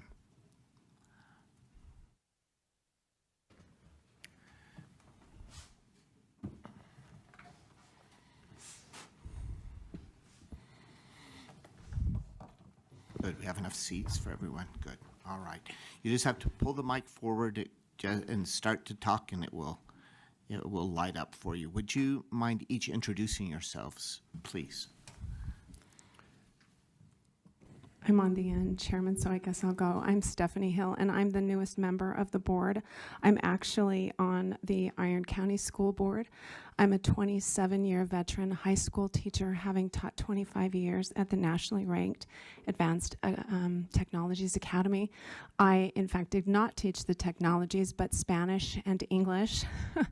I was appointed by the governor in 2020 to be on the UDDC. I'm currently, I was just renewed for a second term. I am now the subcommittee chair of community access and support.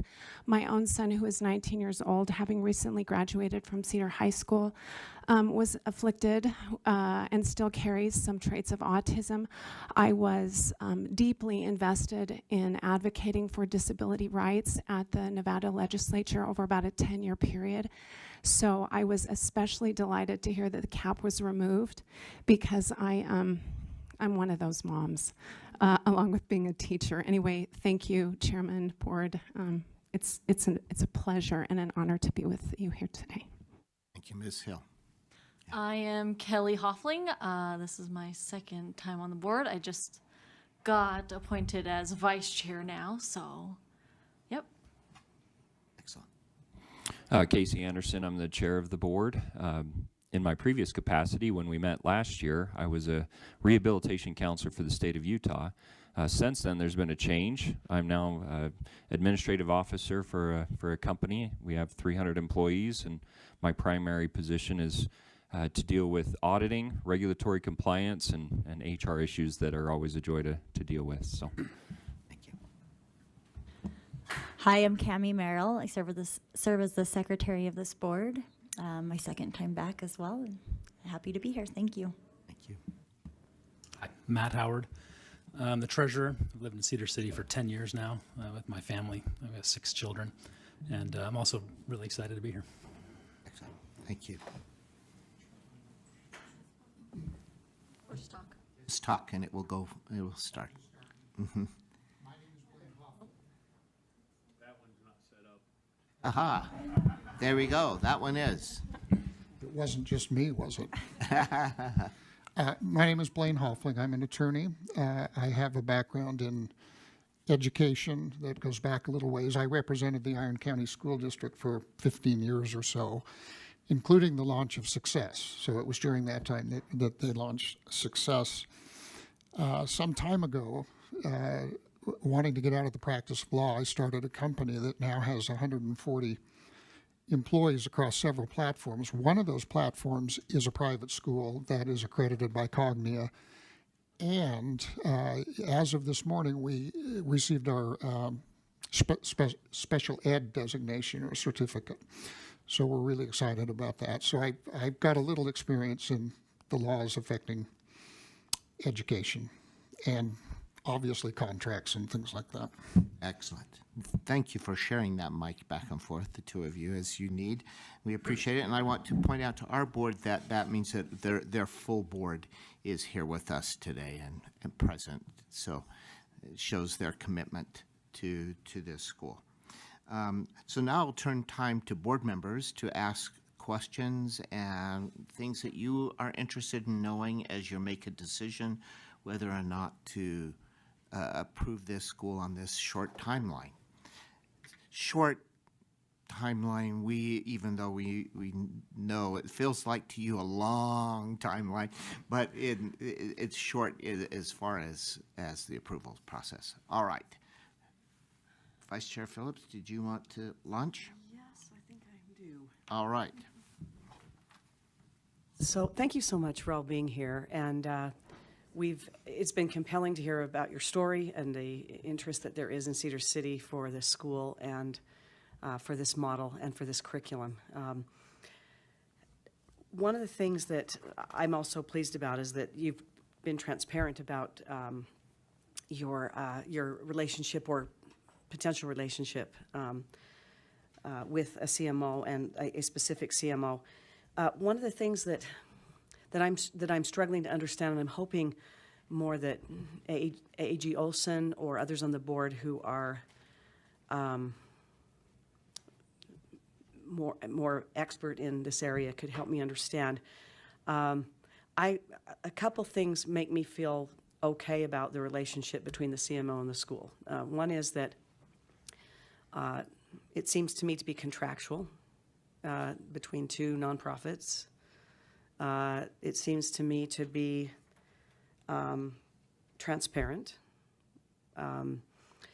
Boards can dissolve. Boards, if they're not conflicted, can dissolve contracts for cause or at the end of a term or so forth. They can go in another direction. And it seems to me that not only is there precedent for our schools to be models that are that when we have authorized schools in the past, they have used CMOs. Sometimes those CMOs just provide business management. Other times those CMOs provide the same kinds of services we're seeing reflected in this contract. And in some ways, I think it creates an economy of scale. And for the school, especially if it's small, it's very expensive to run a school administratively, and economies of scale can be provided by a CMO.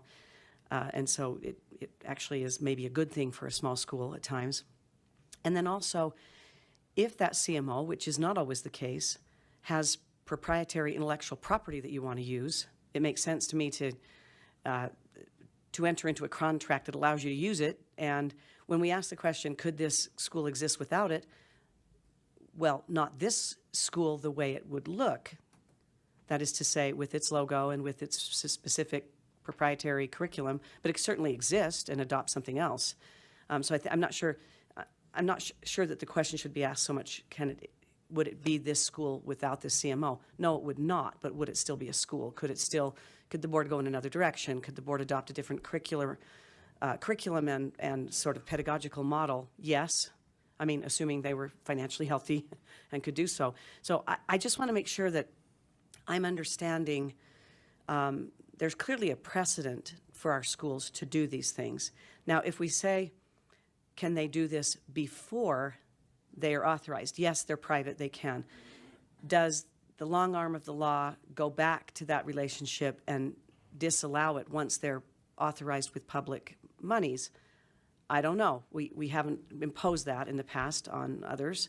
We've talked about it, but it doesn't seem to be illegal. But then we have to ask the question, too, in terms of things like procurement of pedagogy and curriculum, we don't require that of schools. However, we do require procurement for things like business management. So this is a kind of a sticky, little gnarly thing here, but my feeling would be if it's transparent, if the board can walk away from it because they're not conflicted, and so they have control over the resources and monies of the organization, if they determine to walk away at some point in the future, I guess my only concern would be then if there needs to be some kind of legal process after they would be authorized that would need to ensue for us to feel that state procurement laws had been followed. And so I know that was a very long lead up to a question, but I have confidence in you, AAG Olson. Help me out here. I don't know that I can help you out the way you want to be helped, but Well, I just don't know what that but I even can give is. you some ideas. I don't know all the details of this case. But as far as any agreements that a private entity may have going into this application process, I think if this board had concerns with those, whether it be procurement laws or however, I think that could be made part of the charter agreement that was ultimately entered into. Looking at this case, one of the concerns that I have, it's a little different than your question. It appears to me, and I may be misunderstanding it because it's the first time I'm hearing this, or at least I'm understanding this as the proposal. It looks like there's a desire to have the whole school run by this CMO. This, I can't remember now the name, they're going to call it American Principals Academy, but it's not being run by the applicant. It's not, the applicant has the executive authority to as far as the board over, governing it, but the CMO is actually hiring all the employees, including directors, staff, employees, and they seem to be doing the whole thing, as well as providing the intellectual property, like you point out, that creates the branding of the school. And the concern that I have is, and I haven't thought through this all the way, and this is why I don't know that I can answer your question yet, but there's more than being able to, I mean, the question is, can you delegate all of your statutory obligations to a CMO? There are statutory obligations that the applicant has under the charter agreement where the charter school's been granted, even to the point like if this school got to the point of doing bonding or other statutory obligations that they have. I don't know that they can delegate those statutory obligations, and that's something that the board should think through. And I haven't thought through that to be able to tell you. But typically, you don't have that authority to delegate statutory obligations. I also want to point out, this is not addressing your question, but I have an email that was sent, and here again, I'm going to just say from the email, because I don't know all the answers on this either, but I'm asked to advise that the board, advise you that the status of the USBE, what are we saying here?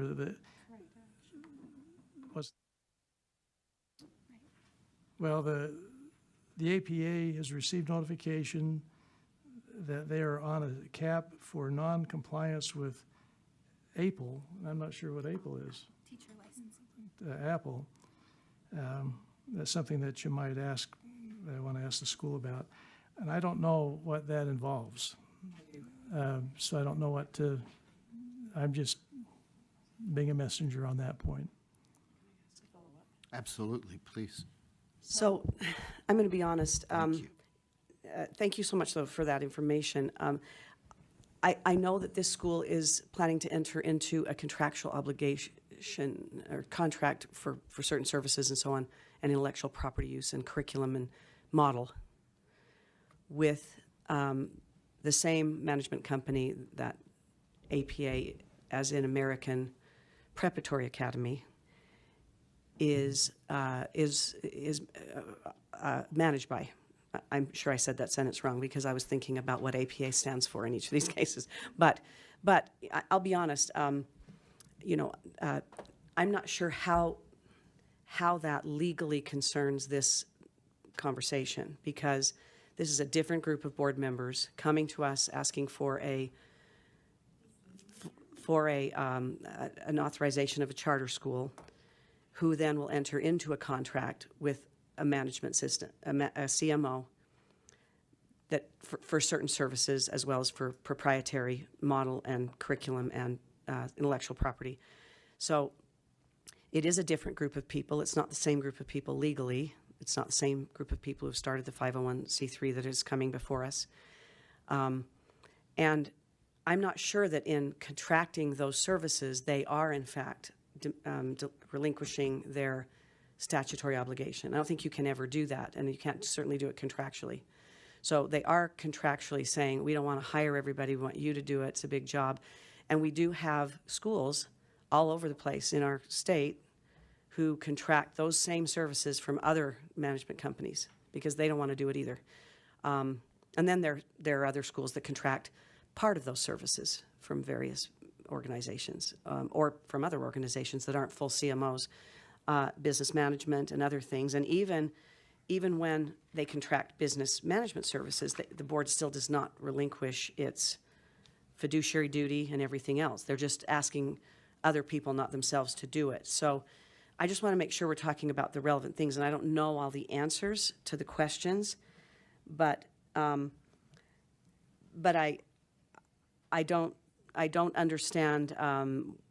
It doesn't seem to me that APA, meaning American Preparatory Academy, or the CMO that runs those schools, is a part of the conversation here, except for whether or not this 501c3 that's come before us, which is anticipating a contract with the same CMO, is doing anything illegal, unprecedented, or in some other adjective that would cause us not to consider them because of it.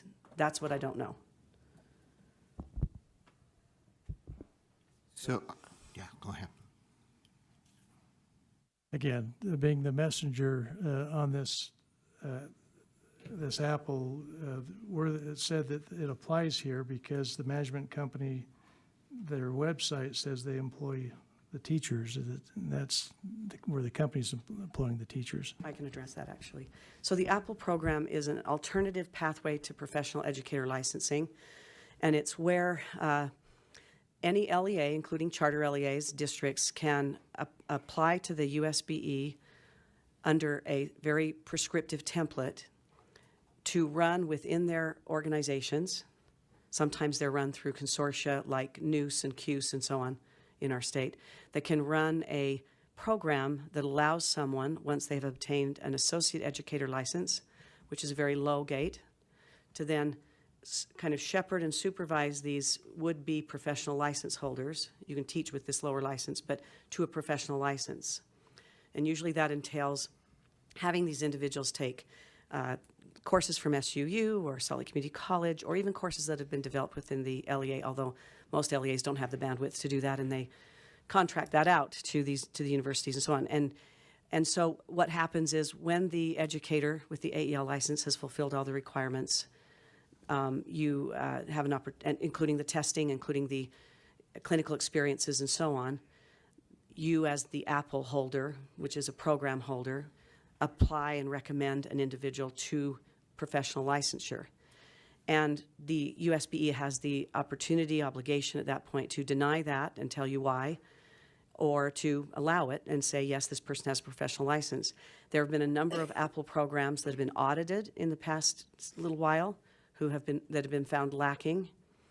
In defense of those Apple programs, I'll suggest that the Apple program requirements change almost on a monthly basis, and it's very difficult to know what you as an LEA are required to do from month to month for your candidates.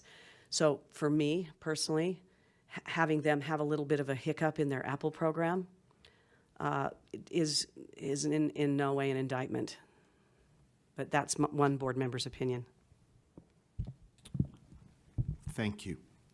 Let's just follow, board members, if you will, let's just follow that list that you have as far as order, and then you ask whatever you'd like to within that if there are questions, or you can pass if you need to. And of course, Member Olson has recused himself, so we'll just get past that order. So if you have questions, Member Bassett, I turn to you. Thank you. So I feel like I have the answer to the question on my page, so I'm going to jump to just a general question, especially where we have this fresh in our minds. So to the board, you heard the work group's report, and I'm curious, what is an area that you agree with, or is there something that you feel like the work group misunderstood in your application? I'd just like to give you a chance to speak to those things that have been shared. Yeah, that's a great question. Thank you. That was the first that I had seen a lot of that feedback. And maybe just kind of going back to our previous application as well and combining the two. The feedback that we heard loud and clear last time was board capacity and experience in running a school. So we tried to address that head on. We agreed with that feedback and we tried to improve. So what we did is we went out and we recruited two of the busiest people with the most experience that we could find to serve on our board with not only an educational background, but a background in the law. On top of that, we started communicating with American Preparatory Schools for some of the day-to-day management. So that was done in order to address the feedback that we previously received.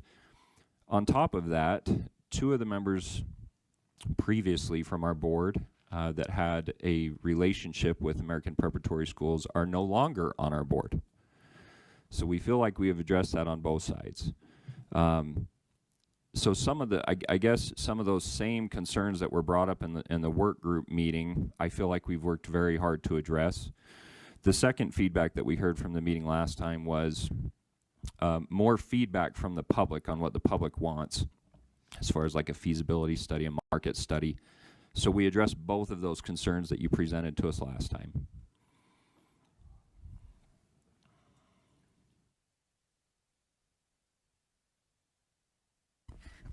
Sorry. I also feel like my question has been addressed, but the question I'm supposed to ask is how you came together as a board for this application. What I think most of us are really interested in hearing is what the role of the CMO has been as you have come together. What was the genesis of your group like, and what was the involvement of APA, American Preparatory Academy, with relationship to American Principals Academy? Yeah, that's a good question. I'll start, and then if anybody else wanted to jump in, I'll just start with my personal experience. So I started reaching out to different schools in the state of Utah to try to bring a class. I'm committed to the classical model, classical education. I would like to see that option available in Iron County. Right now it's not. So I started reaching out, I think it was 6 or 7 years ago, to try to gauge interest and bring a school to Cedar City. I think 2 years ago, maybe 3, COVID has thrown my timelines off on everything. I reached out to American Preparatory Schools to see what options might be available there. So I know, as far as me personally, I know Cammie very well. I've known Matt for a while. He's been a good friend. I reached out to Blaine because I'm familiar with his experience as an attorney with the Iron County School District. And then Kelly, I think we first met because she signed a form requesting a school come to Cedar City. And then I've known Stephanie Hill since she got elected to the Iron County School District Board. So that's kind of my past and how I got to know the board members. Does anybody else want to add to that? I'm pretty similar, but it's been 3 or 4 years for me that my kids have attended a classical school before with the classical model. So I'm very passionate about bringing that back, an option for a classical model back to Cedar City.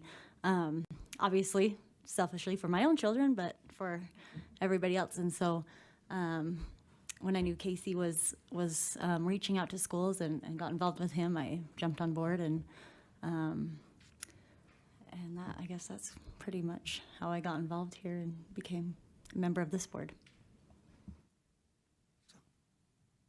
Yeah, I can share my experience. While I do know Casey from before, I actually came through my wife, who knew the wife of Scott, one of our previous members. And when this board was forming, trying to bring the classical model, my wife told me, she's like, this is what we need. My wife has an advanced degree in education, homeschools our children. I'm very fortunate in that.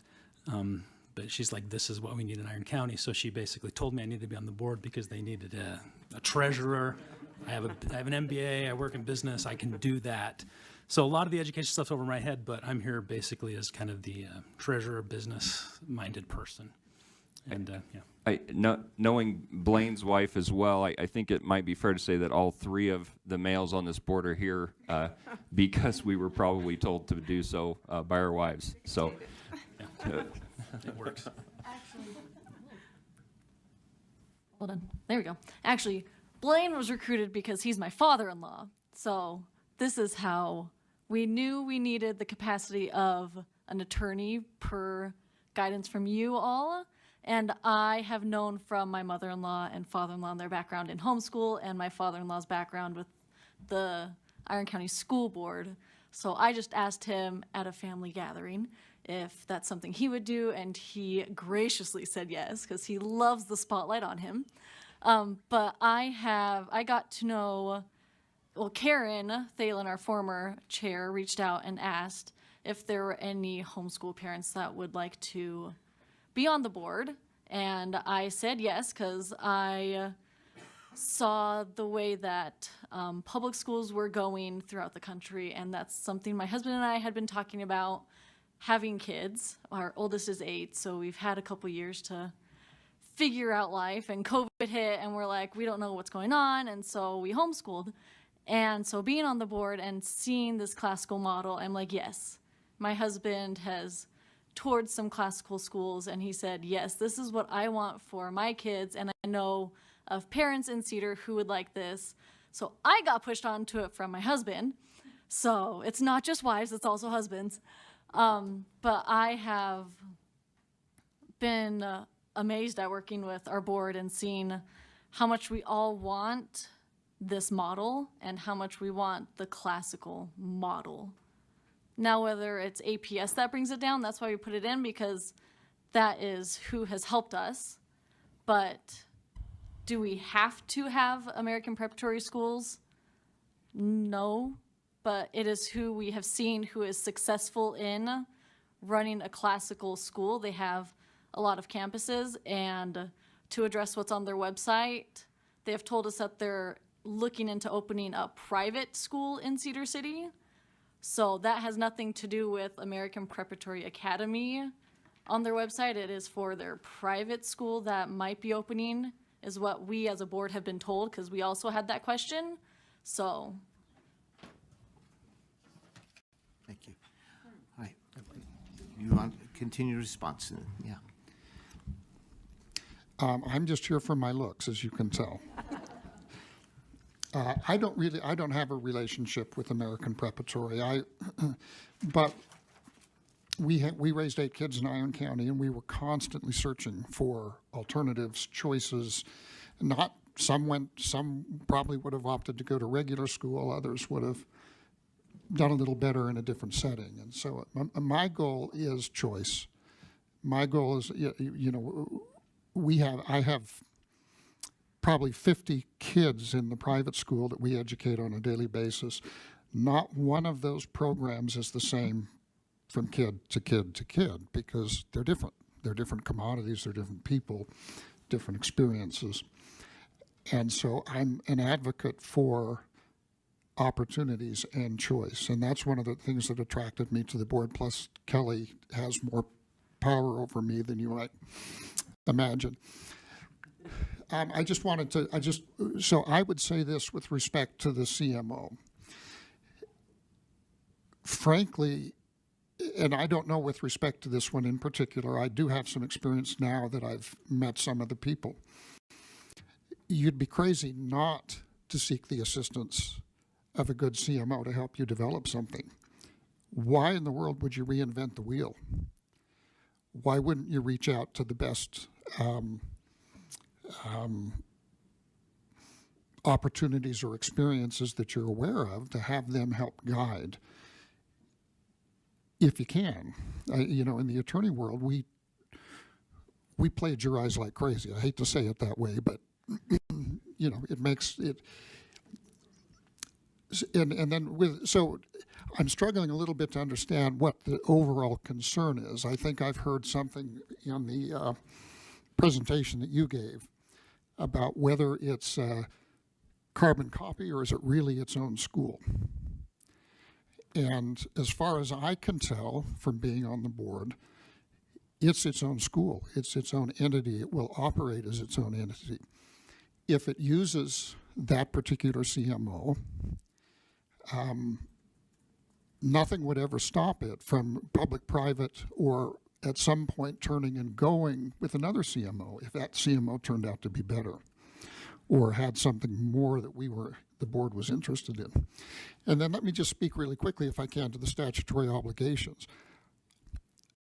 There are certain statutory obligations you cannot delegate, and one of them is the oversight by this board because the buck stops here.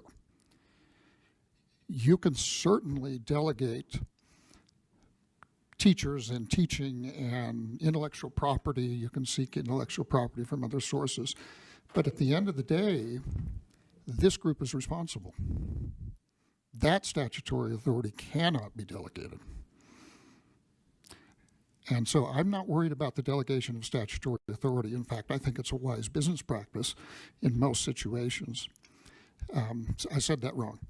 I am worried about the delegation of statutory responsibility, and we are not doing that. And then before, I'm sorry, I'm the attorney and I just never shut up. Once I get going, what is the status of the corrective action? Does anybody know? It's lifted, so that's, yeah. And I would agree with you, that doesn't have anything to do with this group, but apparently it's been lifted. Thanks. Thank you. I'm going to turn now to Member Spiker. Thank you. I feel through your responses, many of our questions have been answered or definitely have helped illuminate a little bit more. I do want to comment that last week I had an opportunity to visit APA, and it was a wonderful visit. And interestingly enough, and I would agree that a Montessori school and what you're proposing are very different. However, we had a wonderful conversation about student-centered education, about what we are hoping for in terms of providing children an opportunity to build resiliency, respect for themselves, other and their space, self-accountability, understanding their place in a community in a global world. That's all Montessori, and that's all definitely part of, I think, what I'm hearing within your model. And so I guess, and you know, we've spoken before, and I think my hope is that, yes, we are striving for innovation, and while we do that, we also realize, I think, that we have more in common than we realize. And as we continue to, and there's no question, I know that Iron County, through all of the documents we've received, the community is craving something like this. There's definitely support and a need. And also that we continue to think deeply about those partnerships that we build between our district schools, our charter schools, and who we are as just wanting to educate our children, right? So I don't necessarily have a question per se, but maybe with that in mind, as you're striving to find those partnerships, and I think, Ms. Hill, maybe you could speak a little bit about how you might navigate just your relationship with the Board of Ed within the county, and then being involved in a charter. I think there's great potential and opportunity there, right, to build those relationships. But could you speak to a little bit of how you might navigate that gray area a little bit? Thank you so much for that question. You've already mentioned it. We want the best for our kids, whatever it takes. And that's what this board represents. And the part of the community that is hungry for this model, that's what they need and want. I am equally as concerned for our public schools. In fact, I'm still in the hole with having spent money. I got into a bit of an argument with the business administrator because I'm now, I'm a secondary teacher. I happen to know a lot about primary literacy because my kid, I had to pay a fortune for Linda Mood Bell because we did not have what the great state of Utah has now mandated with letters training. Well, guess what I'm going to be doing on Monday? I don't have a classroom, but there's a heck of a 4th grade teacher at North, and I told my father to go and volunteer 2 hours every day, and I'm going to embed myself in that classroom and continue that study because I don't have a classroom, and I never did have an elementary classroom. But my great concern is when we cannot bridge for kids like my own son, who went into a secondary level without those basic skills. And I am committed, as is our superintendent and the board, to make sure that that happens. And so when you ask, how will I bridge? With whatever it takes. With being open-minded to a community. So I'm 170 years deep in Cedar City. I'm the daughter of a rancher. Cedar City has changed tremendously. Being the daughter of a rancher, I grew up in an incredibly diverse Las Vegas, Nevada. And we are going to accommodate those changes. We do live in a global community. It doesn't matter where you come from, who you are, or who you affiliate with. Everyone deserves proficiency skills and to know that they are part of a community and that we are all globally invested with their success. So when you ask, how will we bridge that? I'm not sure. Those are decisions that are made moment to moment with a commitment to dignity and to success. And we have that on this board, and we have it in Cedar City. Thank you.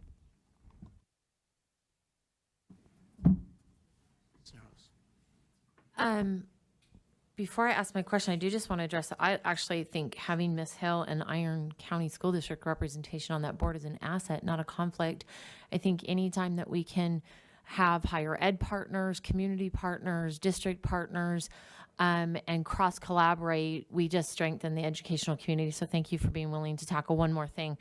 Member Spiker alluded to all of the documentation we had showing the community support. I would just love to get on the record some of that data that came back from that QR code and some of the community support. And then I'm going to take a cheat and say that was Member Olson's question, and then mine will be, you said that a lot of people said, we want classical, and then that data speaking to we want classical. But what I haven't heard is why classical. So I want this classical model, but what is it about a classical model that has you excited and willing to give up half of your life to bring to Cedar City? May I add to that too, because I would have asked later, and I think it dovetails nicely, is, if someone said to me they wanted a classical model, what is that? Someone give me an elevator speech too. What does it mean to have a classical model? And then why do you want it? Well, I'll speak to what I want as an individual. I think importance of maintaining the classics and things like such as literature, language. I think those are important. The moral foundation of honesty, civic involvement, those types of things are things that I look for. I'm biased towards, these are kind of cultural issues, but like uniforms, I think that's something that is important, and I've tried to ask our local school district to go that route, and that's not going anywhere. So more time in the schools, more focus on science, math, engineering, those types of subjects are things that as a parent I'm very passionate about. I know in the market study we had, I think there was 390 or 400 individuals who said we need another school in Iron County. 350 of those specifically said a classical school. And that was done in 3 weeks. Like this has all been very short and very quick. I've just been so excited about how easy it has been to get people to support our school. Our school district unanimously voted to send a statement of support. Our state legislators, our county commissioners, mayors, city council members, they're all documented as being in support. I reached out to Success Academy, a charter high school, and he submitted, and I just emailed that to you yesterday. I apologize for the short notice. He emailed it to me that morning. Even the other K-8 charter school in Iron County, Gateway Academy, Montessori, I looked into that school, and my wife and I just felt like the approach that they took wasn't a good fit for us. But I play basketball with the new executive director over there, and I'm sure he'll be far less competitive than he is with basketball. So we're great friends. So sometimes it gets kind of weird, to be honest with you. So that's what I look for, and I think the community has expressed very clearly that's what they're looking for as well. Would anybody else like to talk about that? For the classical model that you asked about, so it's learning the rhetoric, and before you can critically think and to think as an adult and all of these higher levels of thinking, you need to know the facts. You have to have your basis of logic and everything. And that is what the classical model does. It teaches you the logic behind things, why things happen, what it is, and teaches you about the philosophers and about the classic literature, Shakespeare, that everything is based off of. So you're able to take what you know and how to learn it and learn and think in a higher way. Yeah, I think these two described it well. For me, myself, like I said, my children were in a classical private school in Cedar that existed for a very short time. They came home from school every day, and they would just tell me all the, everything. They were learning Latin. That's one thing that I love about our model, and the cursive writing. My kids would sit, they took such pride in their handwriting, studying the classic literature, the philosophers, these things that just create, teach children to, it just does, for some reason, it causes children to think deep and critically. And my kids, when they came home from school and were excited and would tell me everything they learned, and it would take not 5 seconds, but, 20 minutes. And so I just fell in love with the model at that point and knew this was, my children responded very well. And I think most of us who have used the classical model can say the same thing, but that's been my experience. Any other follow-up? No? Thanks. Right, and I'll turn to Member Carey if he would like to. Member Carey, if you would like to. Thank you, Chair. I just have one question. When you were here last time, I came in and I sat down and I saw the paperwork and I said, oh, American Preparatory Academy is presenting today. Because I looked just real quick at the logo, the coloring, and the messaging. And for a moment, there was some confusion on my part. And what actions, if any, are you taking to make sure that, because it looks like you're sharing the curriculum, you're sharing the management team, what efforts, if any, are you taking to make sure that that confusion isn't taking place with your clients, your customers, your students, your... I think that's a good question, and that's why I think optionality is so important. And as a board, we need to have the ability to determine what's best for our children, for our families, and for our community. And I think that's why we've kind of built in options into our application, is so that we can go with what's best. And I think Blaine Hoffling was correct. I think when you go and you identify different educational opportunities in the state of Utah, and you pick, hey, here's 3 that are great, you kind of run with that a little bit, right? And that's what you're biased to, and that's kind of what we're committed to is the model. We're not committed to the name. We're not committed to the coloring or the marketing or that sort of stuff. As a board, we're going to do what we feel like is best for the children, the families, the community in Cedar City and Iron County. Although Matt doesn't live in Iron County, he's the only one. He lives just over the border in beautiful New Harmony. And I know there's a lot of families down in New Harmony, so I don't mean to exclude people that are just over the border, but we're committed to the model. Whenever I speak to people to tell them about American Principles that's coming, they honestly have never been farther north than Beaver, Utah. So they don't know American Preparatory Academy. They don't know that name. If you tell them American Preparatory Academy is coming, they're like, okay. They don't know that. So they know us by American Principles Academy. They know us as Cedar City families, Cedar City parents who are trying to get this model. And at the beginning, they have questions. What is a classical model school? And so I've had to sit down and tell my friends, this is what we're trying to do and this is what we're trying to bring. They're like, that's what I want. So that's how they know us. They don't know American Preparatory Academies. You as a board know who they are because you're their authorizers. People in Cedar City don't. Well, there's a lot of reasons why we know, but yes. Thank you, Chair.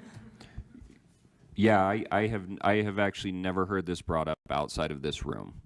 You know, it's just not, well, I get, you know, maybe the hallway, but I've never heard this brought up in Iron County. So it's something that we need to be able to address for sure. All right, let's see. Board members, do you have additional questions? Anyone? Vice Chair Phillips, please.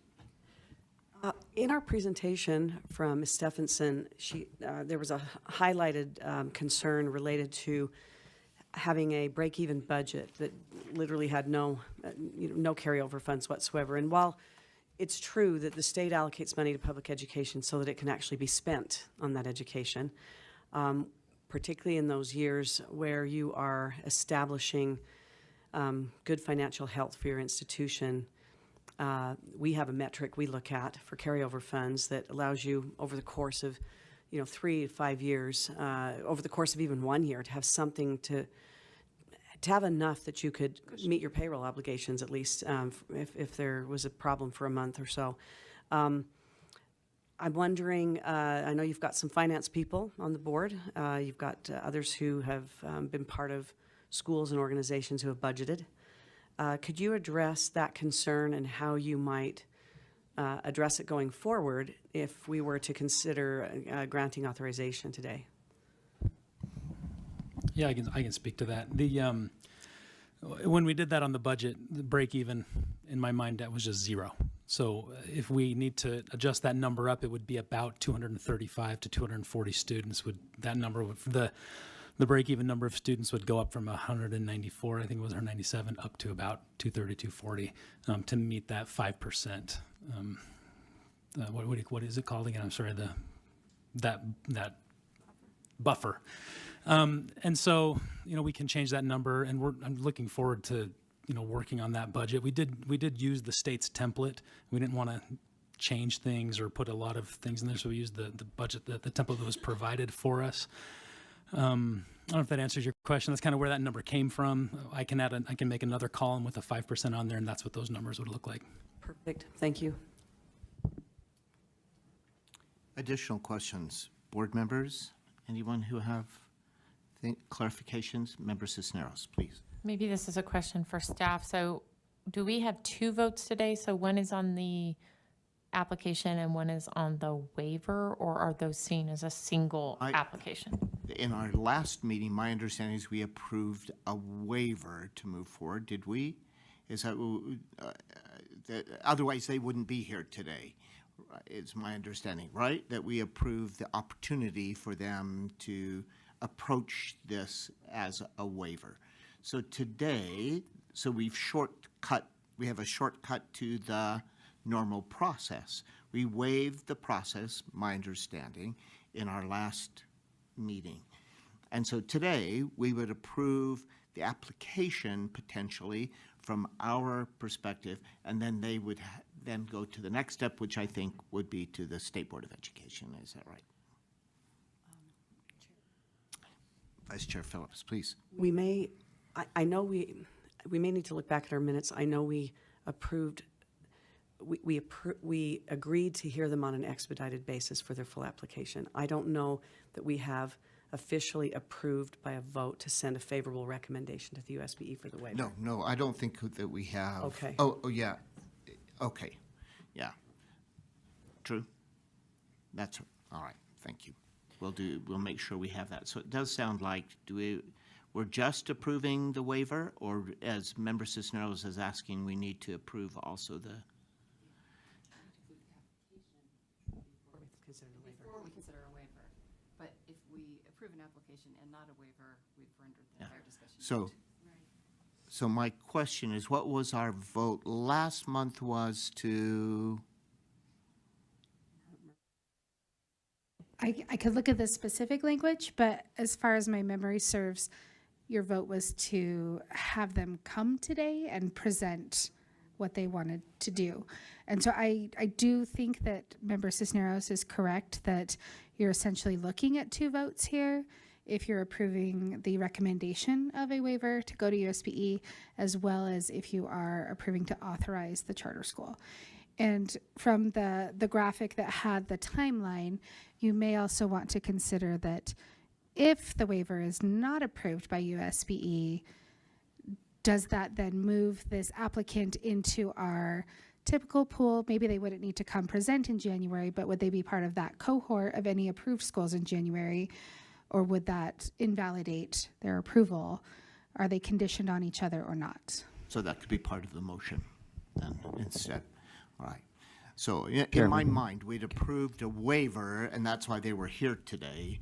So, but even if we approve a waiver 3 or 4 times even, it doesn't matter as long as it gets done, right? So, yeah, go ahead, Member Smith. Respectfully, it does matter because what we waived was our own process, our own usual process. What we don't have the authority to waive is anything that is the state charter or the state board's authority, right? So here we're talking about something different from our own process. We're talking about approving their application and then making a recommendation to the state school board as to whether we believe that they should be granted the waiver there that they are seeking.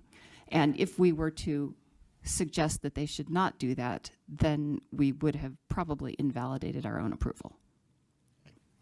Let's go that direction. Do you have a comment? Go ahead. Yeah, just real quick. I sent a letter to the board from a developer of a property in Cedar City, and it's really the location is perfect, and the timing. I spoke to our county assessor 6 months ago or so, and he said there was one property that met like the square footage requirement. The layout did not work at all, but it met the square footage requirement. There was one property. So the developer of the property, it's in the process of being built, and the location is perfect. So it just couldn't have worked out any better if you decide to approve the application. It's right off of 200 North, which is the main street in Cedar City. It's close to I-15 for access so that people from New Harmony or Enoch can get to the school, and it's on top of a hill. So that's the letter that I sent you. I just want to explain that and why the timing kind of plays into that a little bit. Thank you. Thank you. We knew you, I think property was kind of in our minds from last time too, that we knew that was a concern that you had, and that's why we would consider moving it forward quickly. So, all right. So based on that discussion, unless you have additional discussion you'd like to have, I'm ready for a motion, and that motion would be around the potential of approving this application or not. So if someone is ready, Member Smith. I think I'm ready. All right. I would like to move that we approve the application of American Principals Academy. All right. And we'll deal with the rest of it in another motion. All right. So a motion to approve the application for American Principals Academy. Is there a second to that motion? I second that motion. And a second then from Vice Chair Phillips. So a motion from Member Smith, second from Vice Chair Phillips. Additional discussion on that motion. Member Cisneros. About 2 AAGs ago, there was a ruling that a private entity that organized for the sole purpose of becoming a public entity was held to the same effect as if they were public. So I think under that historical ruling, the CMO is material to the application. No different than Connections Academy or Utah Virtual Academy or any of those other ones. Having said that, I don't care that they do it, and we certainly have plenty of schools who do. I think the question was material. So I will support the motion to approve them with an understanding that that is very clearly articulated in the charter. I do not think the school would exist. I don't want to pretend like they would if the CMO went away. It would materially change the school. No different than Connections or Utah Virtual Academy would be materially changed if their CMO changed. And I know Utah Virtual did change a CMO or a business manager, not necessarily a CMO, but they also have had repercussions as a result of going out to the market for a CMO after the fact. So I just want to make sure that in the charter agreement that the material aspects of the CMO are clearly articulated, as well as the board's obligations as a board having an agreement with this board. That's too many boards, but I think the minutes will reflect my intent. Yes. Yeah, and I saw Ms. Stephenson taking notes as well. Thank you for that history and clarifications. You have some history that some of us don't have. Vice Chair Phillips, yeah. Just to add to that, the state legislature passed statute, I'm all messed up with my years because of COVID too, but I want to say maybe 4 years ago, no more than 5, I think, in which they gave power to authorizers and to have access to CMOs and similar private groups that served public schools in these material ways, so that we could actually ensure that there was adherence to law and rule. So there is also that bolsters or makes me more comfortable with the arrangement and our ability working with a governing board of a school to ensure compliance in a variety of ways. Thank you. All right, additional discussion.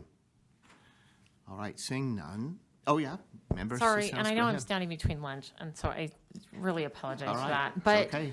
I had this thought yesterday, not related to this topic at all, but then it came up in this, and that is this idea of whether or not the school, and I'm going to go back to the original APA, and whether or not their issues with USBE are material to American Principals Academy. And the thought is, a lot of us in charter world got involved in charter schools believing that we were going to be able to do something different and innovative and separate from the status quo. And over the last 20 some odd years, stop signs keep getting erected that prevent or change or materially alter the way a school was originally organized 20 years ago, 18 years ago, 15 years ago.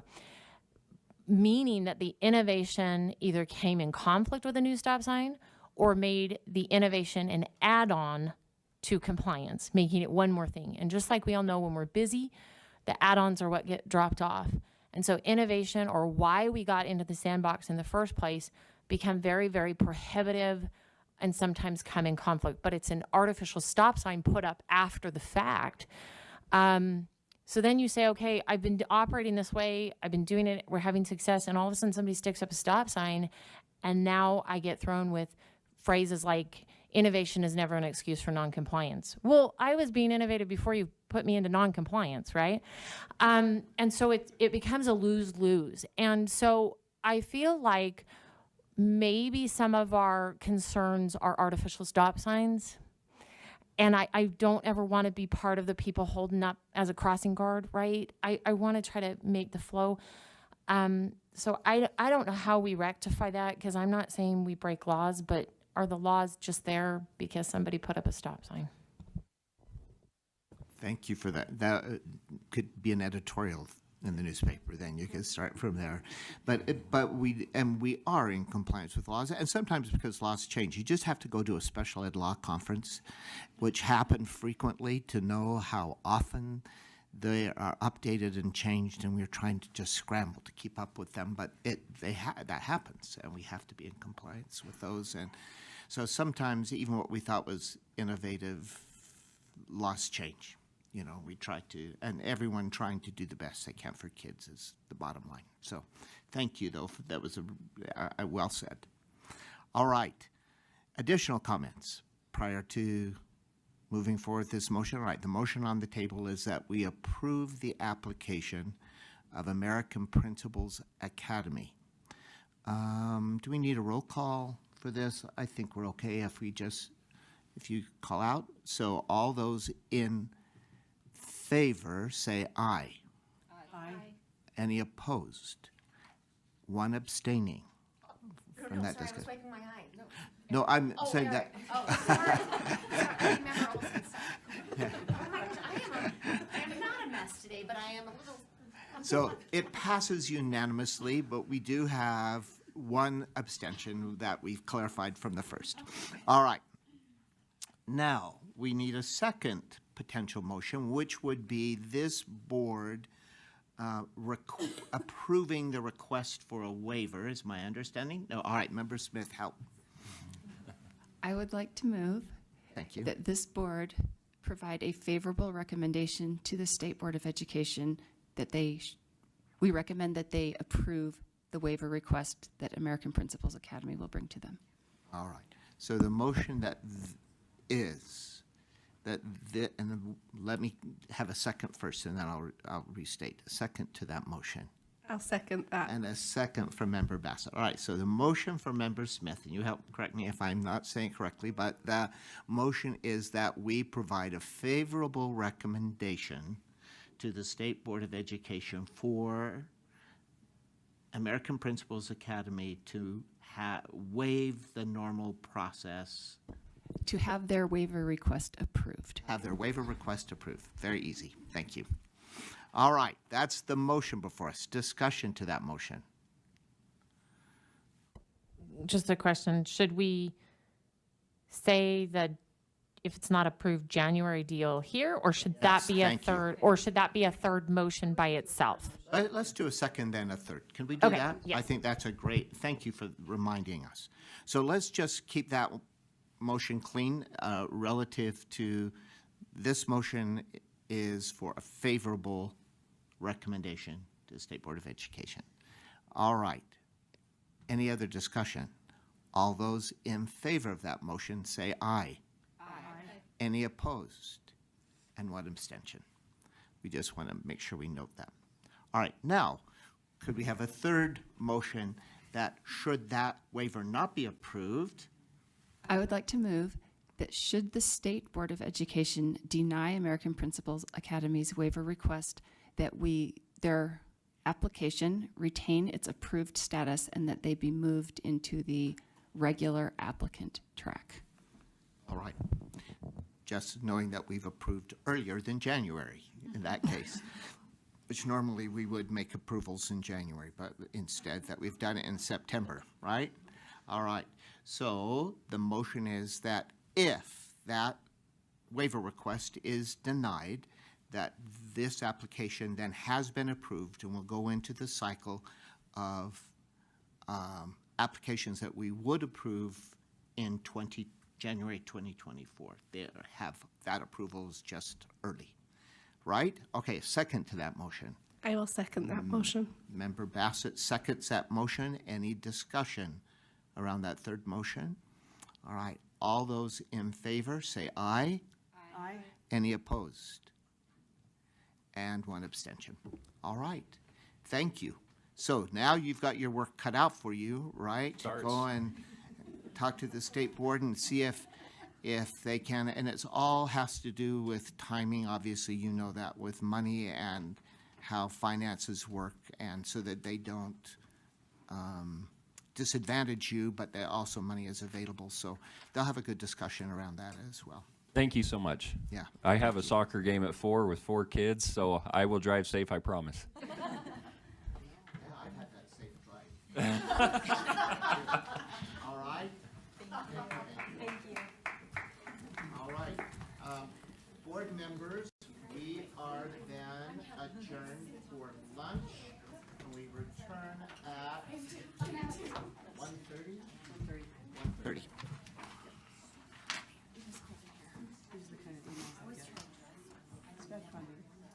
I can't look at that right now. It's gonna have to wait. No, thank you. Till afterwards. I don't even. Till I have food. I try real hard to not even check my emails. I said to. Recording stopped. Jerry, are you there? Are we good to go? Can you please let me know via Teams? Recording in progress. There we go. Thank you. All right. Thank you. Thank you all who makes it possible for us to have individuals join us in this meeting, and we want them to be able to do that and to come to be with us. I'll start with just with one piece. I indicated this morning that we'd have an individual at 1:30 who wanted to make public comment. That individual still would like to, but it's had something prevent her from being here right now. So we won't have a comment at this 1:30 time, but that individual was coming to endorse our new strategic plan and encourage us to adopt it. So that's what would have happened then. Now, I'm going to go back. As careful as we were, we made 3 motions to approve a school as we approve the process because it's out of our normal process. So we had to we're figuring out how to do that. And we have some recommendation that we need to make one more motion to make this all work. So I'm going to ask AAG Olson to talk to us about this need, which makes sense to me. Yeah. Thank you, Chair. I just think it'd be good to point out as well that Michelle Smith is no longer had to be excused.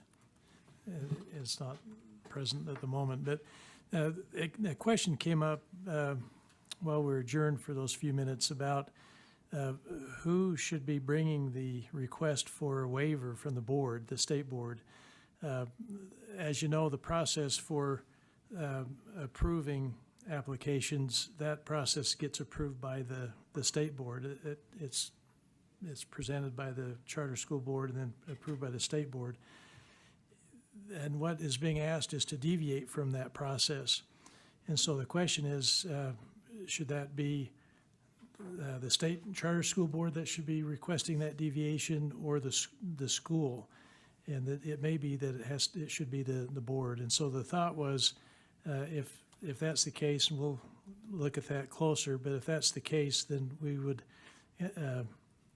approve a motion here that would allow the board, through its interim executive directors, to go through that process, whatever the board process is, to waive that. And as I understand it, this is the first time that would be asked, and so there isn't a specific process that you would go through to seek that waiver, but you would approach the state board for that, and I'll find out what I can as well as to what that process might be.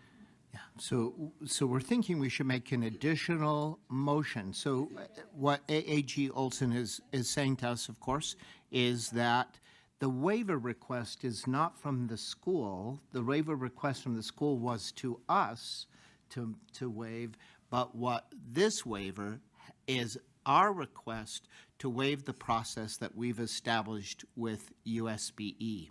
So we've asked that we will be asking the State Board of Education to waive the process that we established with them, the normal timing. We'd be asking them to waive that process to allow us to approve a school. So instead of the school asking for the waiver, because it's an applicant, they're not really a school yet, they're an applicant, right? We've approved that application, but in order for them to become a school, they have to have this process waived in order for the state board to approve them outside of the normal time frame. Does that make sense to everyone? And so let's make a motion to that end. And I asked AAG Olson if do you have some language that we could use, you think, that Well, I don't have would anything cover? in writing, but you actually were more eloquent than I was. But I think the motion could be just that the board would be authorized to take those steps that are necessary to waive your process so this school can can move forward with the state board. All right, so we're the ones requesting that waiver. So based on that language, would someone like to say so moved, or if you're inclined? If not, we know that we will have to wait and they would go through our regular process starting in January. So moved. All right. Motion to approve that we go to the state board to make that request. A second to that motion. I'll second that motion. And a second by Member Bassett. We still will continue. I'm sure I'll speak for him, but Member Olson will abstain from it because it's part of this series of motions we made for this school. And so, but we still have a quorum, though Member Smith had to excuse herself this afternoon. We still have a quorum as we each, there are 5 of us that can still vote. So all those in, maybe there's some discussion. Any discussion about that? All right. Those in favor of that motion for that waiver, we are requesting that waiver of the State Board of Education, say aye. Aye. Aye. Any opposed? All right. That passes unanimously with 1 abstention and knowing 1 absentee. So great. Okay, so we'll know that as that's scheduled, I know as Ms. Stephenson will probably schedule that, knowing that Vice Chair Phillips and I will make ourselves available to be with you at that time, if it, you know, to request that waiver of our process and explain why. Okay, all right. Now something we've really looked forward to. I got those pieces done. Is looking at the strategic plan, which each of you have had a copy of, and I hope have had a chance to look at. I know you have, because you've had some feedback to that, and I'm going to turn the time to Vice Chair Phillips, who has really been the lead on this strategic plan and really helped us to have this plan today for you to look at. Thank you so much, Chair Bowles. I wanted to give a brief overview of the reason that this strategic plan that's been proposed today is different both in content and in format from last year's plan. As you know, one of the things that we've been talking about since May as a board and in public meeting, as well as in speaking with small legislative groups or the associations or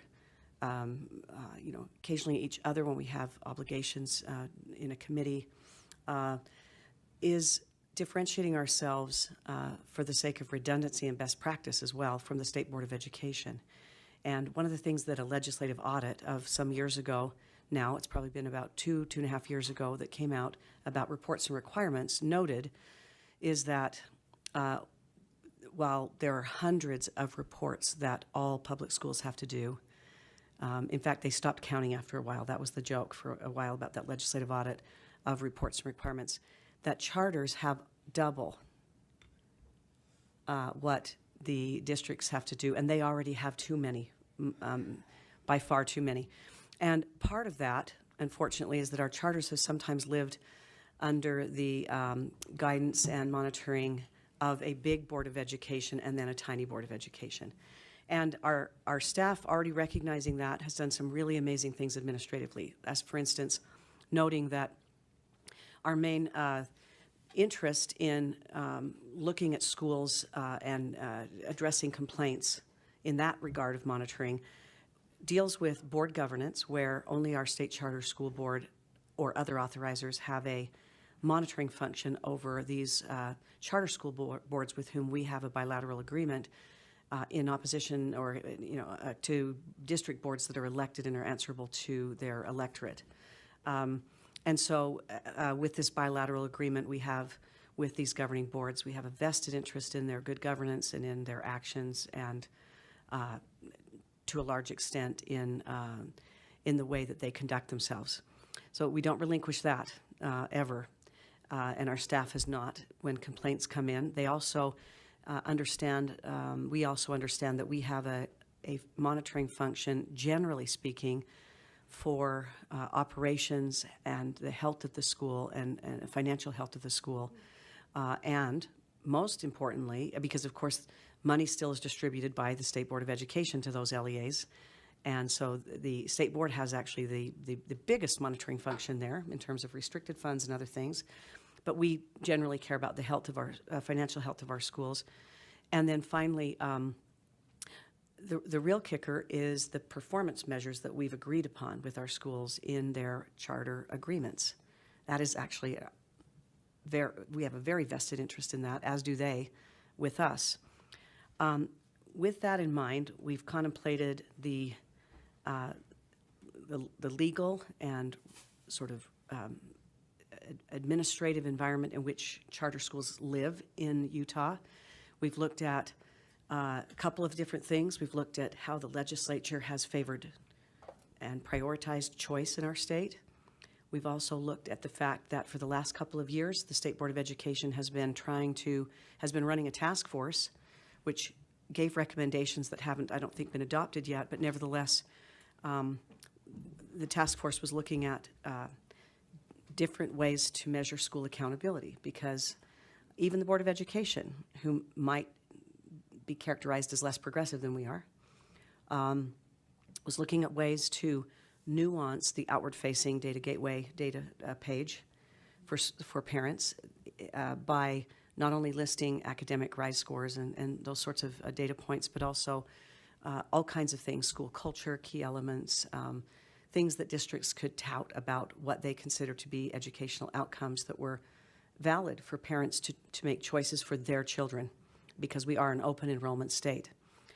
In addition, the legislature has made it very clear to leadership through their discussions with us in administrative rules and other things that they're looking for not only a competitive authorizing environment, but an authorizing environment in which choice and innovation and flexibility are prioritized.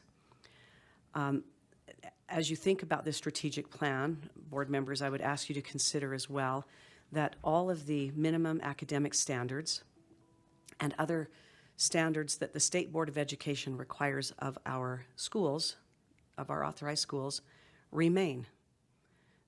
Those are there constantly until the board changes them, but they are there for our schools to adhere to and to be monitored accordingly.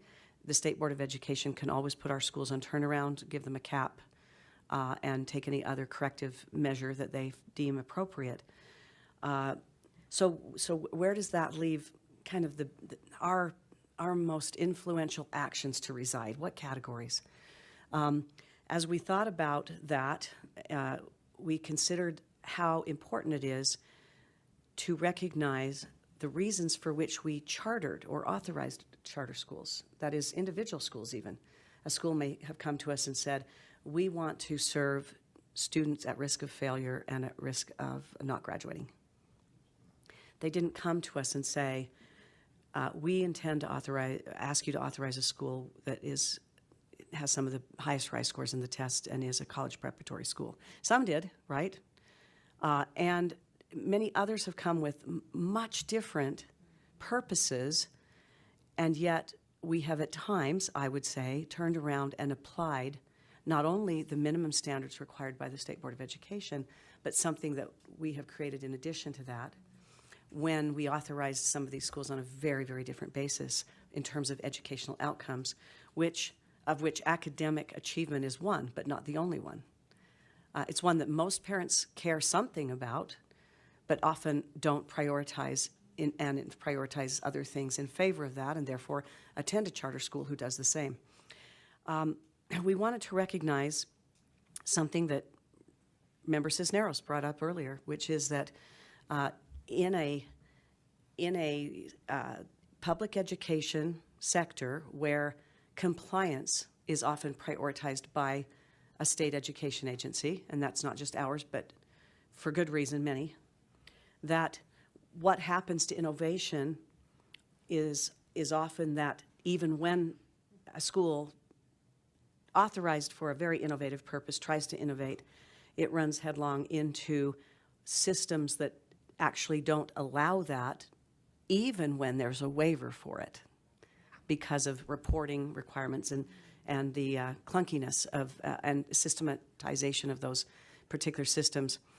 And unfortunately, I think sometimes what we've done, not always, sometimes we've, I think, been very liberating and supportive of our authorized schools, but sometimes what we've done is add to that with stop signs of our own. What this plan intends to do is to recognize, first of all, reflect in it the direction that has already been reflected in the description that we posted for the type of executive director that we want to run our board.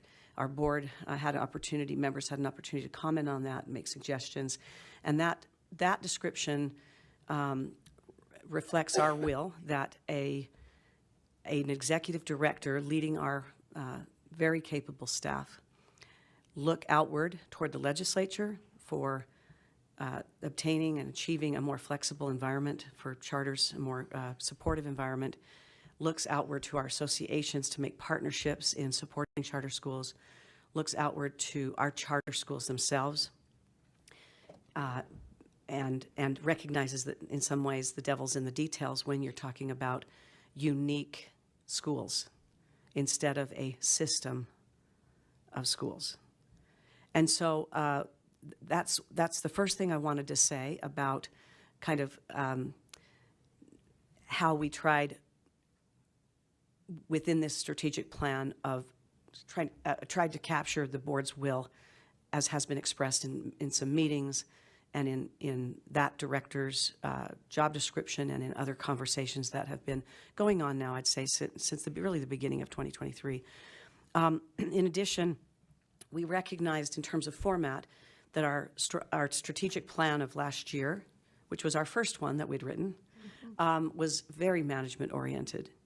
I think that's a reflection of a first go, where you're trying to do too much instead of, this is a case where I think less is more, the one that we presented here. And it also is a reflection of, I think, some of the priorities of a year ago that had been expressed, which were more management-oriented, frankly.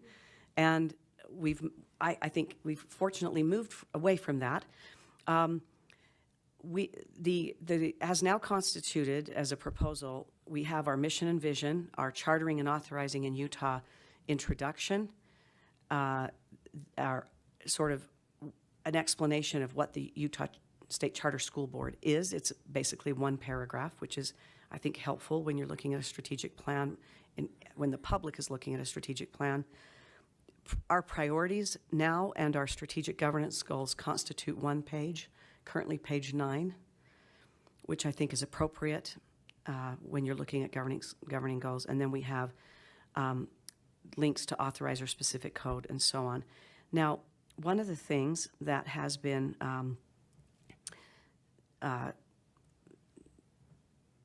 suggested, because all board members had an opportunity to suggest, and I'd like to take these suggestions immediately, although the first one I want to talk about a little bit. The chartering and authorizing in Utah is sort of a multi-page context for where we are now, and it acknowledges that it's a living document, the strategic plan is a living document, and that will continually need to be updated, as will the national statistics on sort of where we rank. It's been suggested that maybe that portion could live somewhere else. I think there's some real value in that. I also think that I have to say that every strategic plan I've ever read, from a business, a private business, a school or district, or any other organization, does explain its founding and its history. So I'm not sure that it's definitely perhaps the driest part, but at the same time, if I'm somebody from Nevada or I'm somebody from southern Utah thinking about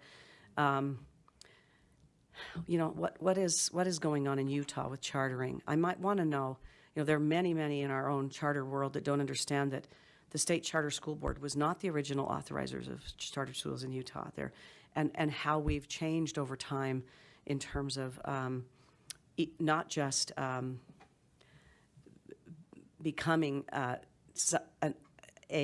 board that it was legislatively created that could recommend authorization, but even that can now authorize without the confirmation of the USBE. There's been a lot of, and I'm not even sure that's in there. I think it might be.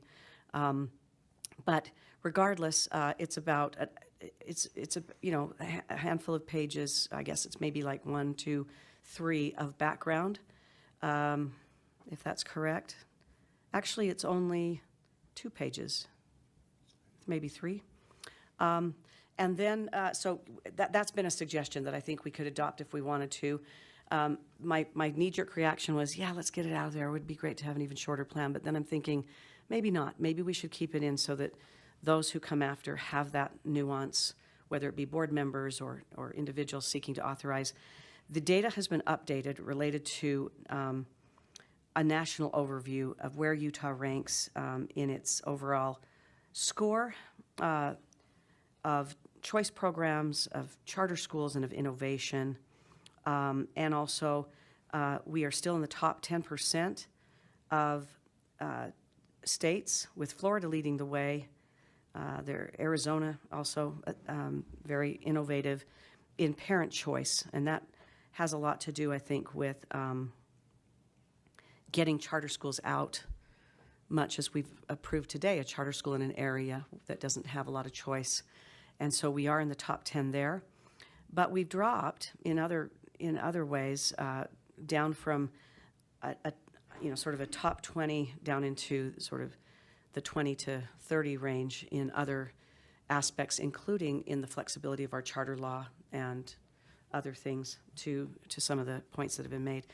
And we want to get back up there. So so as you look at, and I should say I did accept a bunch of recommendations.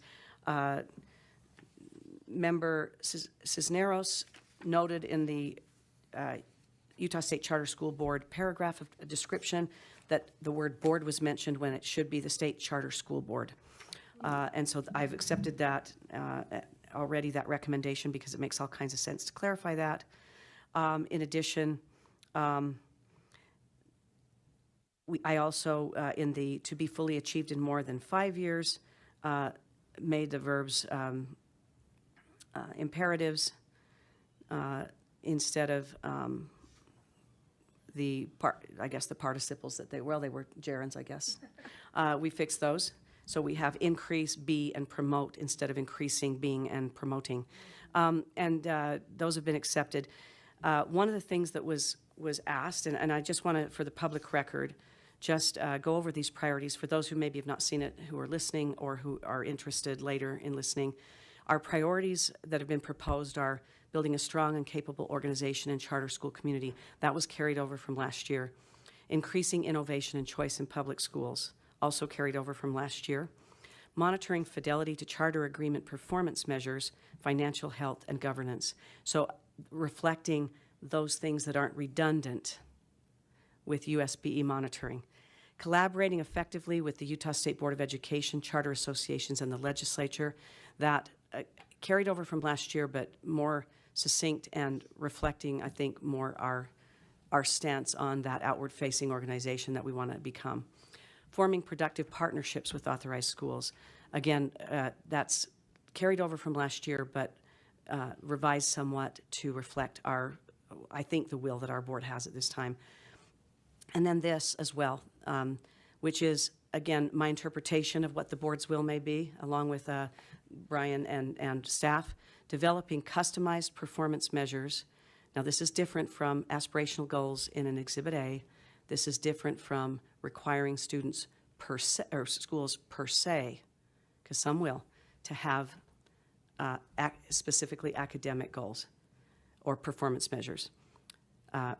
Getting the goals out of there, because they have for too long now been aspirational and things that our charter schools will never achieve. They've put in things that simply aren't realistic and aren't necessarily reflective of the students they're serving and reflective of the programs they have and of what their parents and families value. So developing customized performance measures embedded in bilateral charter agreements for each authorized charter school. And I come back to that example of a school with a performance measure of credit recovery, measures, in some cases attendance measures, and in some cases then graduation measures would probably be an important part of that, of a school like the one I've described. And we've put in a timeline because that's helpful. Governance has a right to do that without dipping into management. To be fully achieved in 1 year, execute a memorandum of understanding with the State Board of Education. It's simply past time for that. And we are looking forward to not only being able to do that now that our leadership team has more understanding of what the barriers were before and the limits of our ability to be autonomous, but also being as much autonomous within those limits as possible. As well as, we hope, even legislative changes in language that will help support clarification between our two boards. That's already something that a legislator has agreed to run. Build relationships with other charter authorizers to support good authorizing within Utah's charter movement. We think we can get that done in 1 year. To be fully achieved in 3 years, and many of these things have to start now in order to be fully achieved. Partner with authorized charter schools to support their achievement of unique charter agreement performance measures, financial stability, and good governance. Increase capacity among SCSB members and staff for supporting the priorities of the SCSB. Provide substantive value as a bilateral partner to charter schools, to schools authorized by the State Charter School Board while supporting a competitive authorizing environment. And this comes from many comments that have been made by members on this board. I remember Member Cisneros asking, what value? It's really an important question to ask, what value do we bring to the charters that we authorize? To be fully achieved in 5 years, increase diversity of viable applications for new charter schools. Establish an innovative, friendly, and flexible environment for charter school operation related to state law, USBE rule, and equitable funding. And this is that outward-facing lobbying, if you will, with the associations, in front of the legislature, in partnership with the USBE. We do much more when we have them aligned with our goals as well.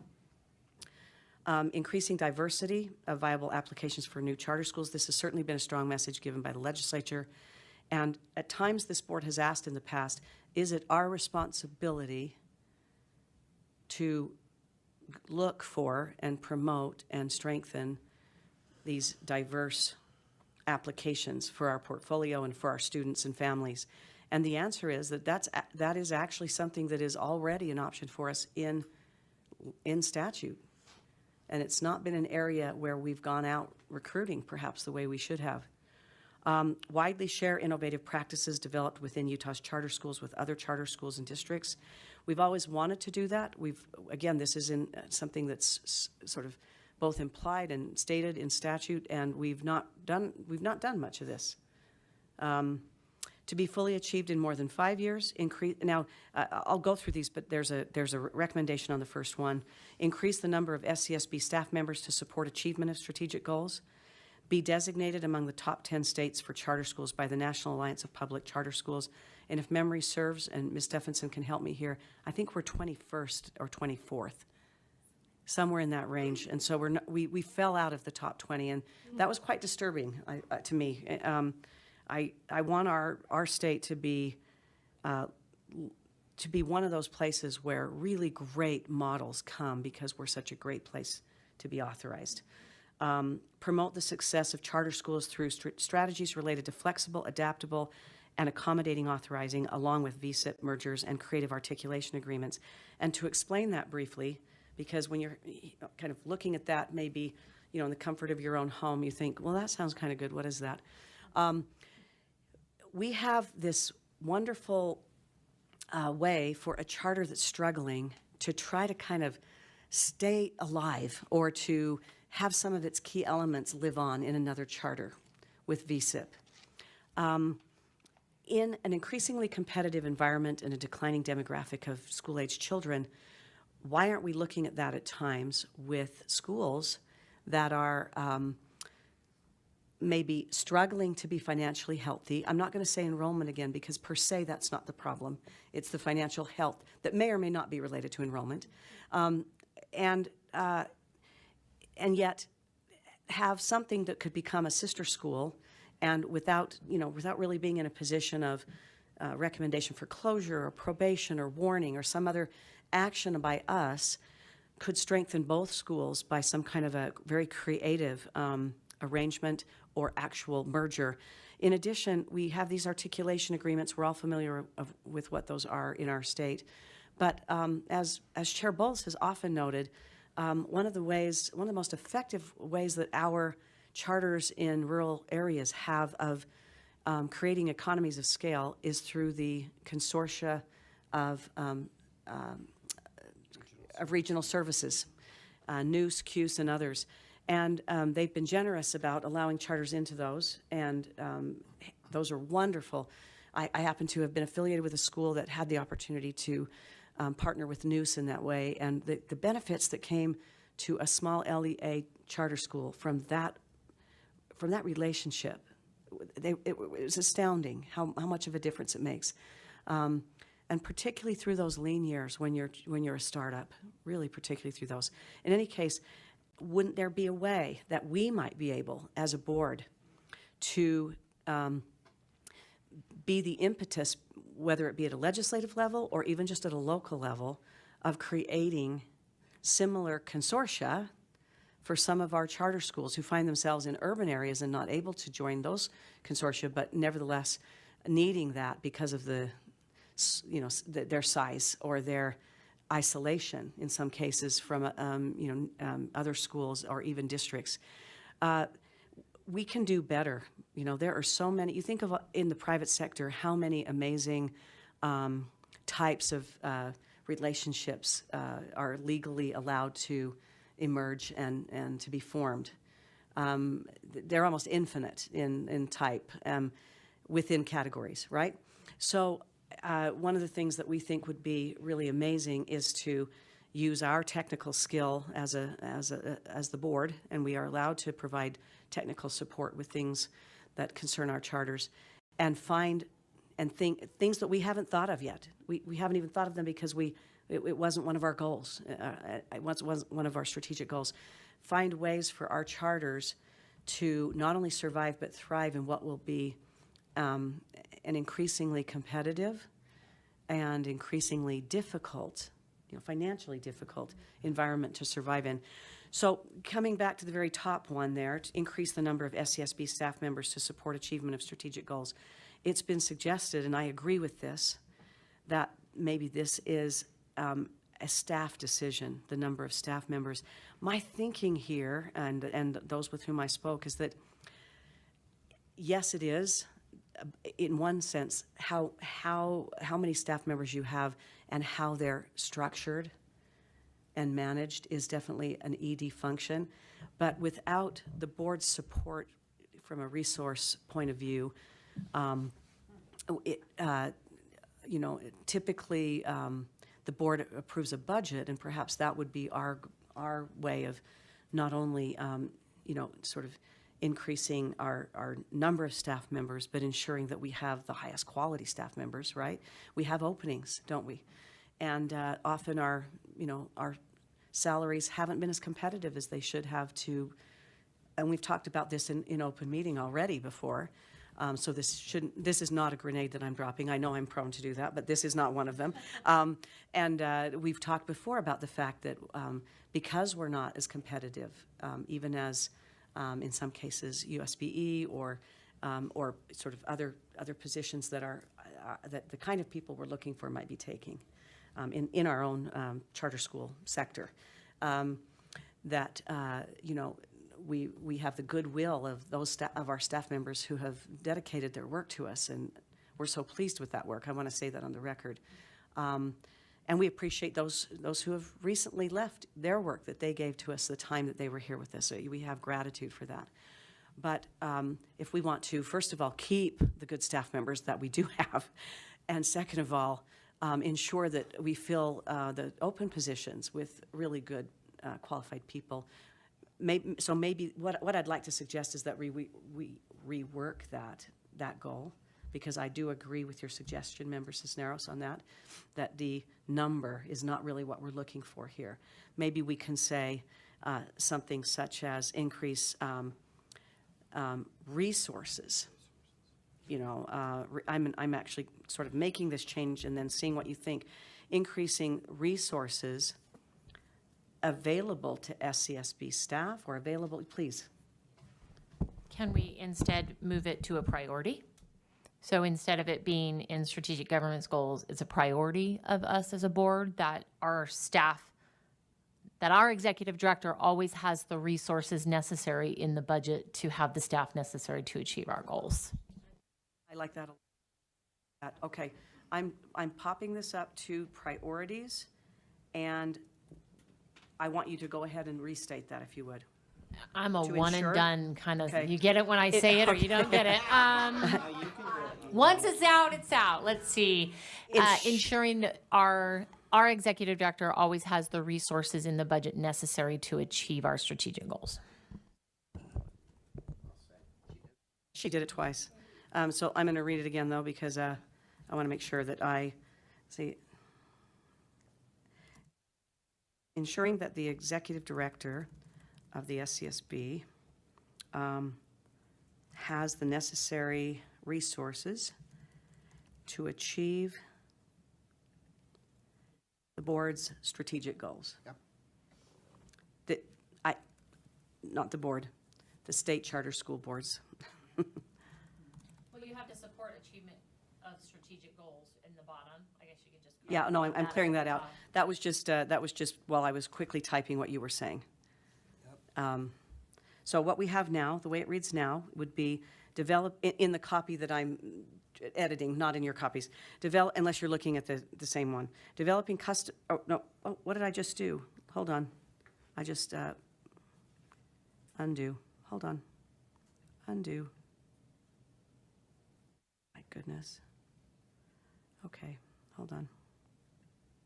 There we go. Okay. And I'm going to do this. 1 second. We will see that, and we will see this.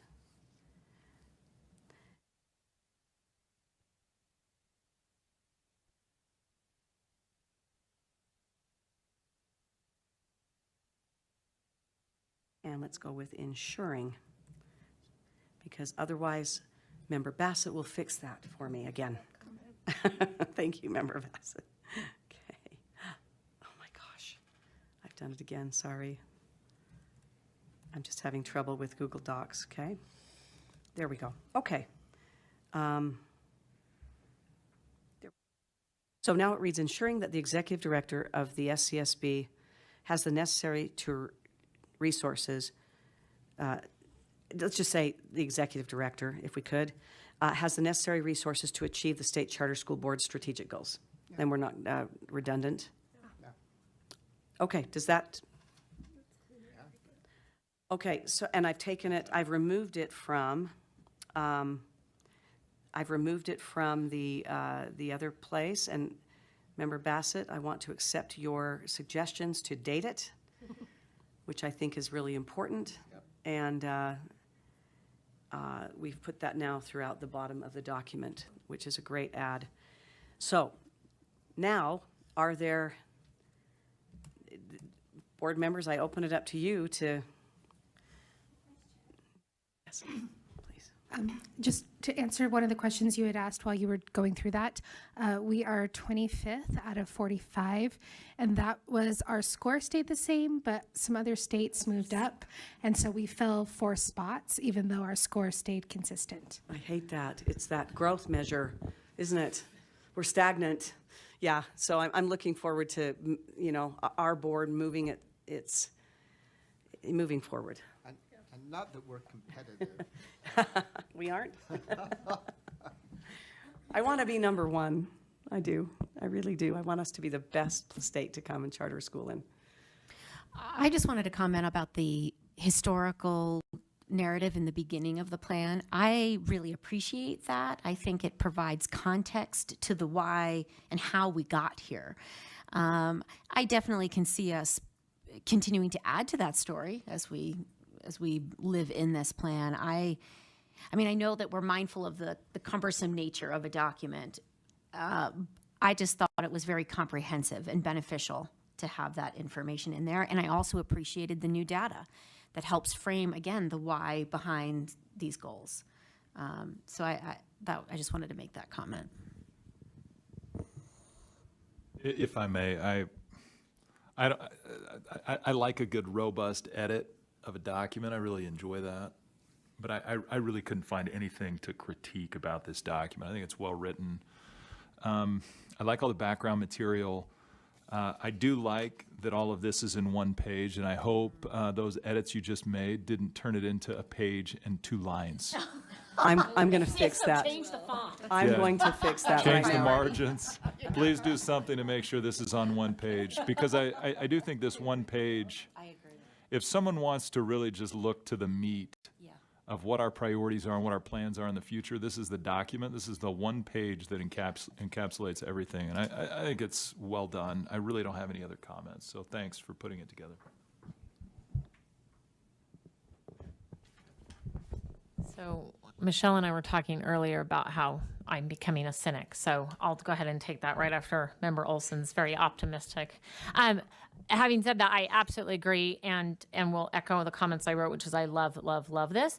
May I ask for a compromise then? Because although I agree the context is important and the data is critical, and we should certainly take our own advice of learning from history and being data driven, I fear that too many of us have squirrel moments and don't get to the meat of the document for the robustness at the beginning of the document.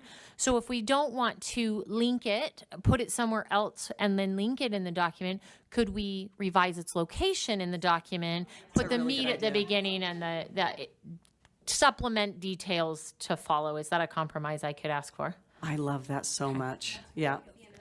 This could, yeah. We'll just change the table of contents. We could make it another appendix, or we could put it down below as history. Because I think the first paragraph we have here is a great introduction as well.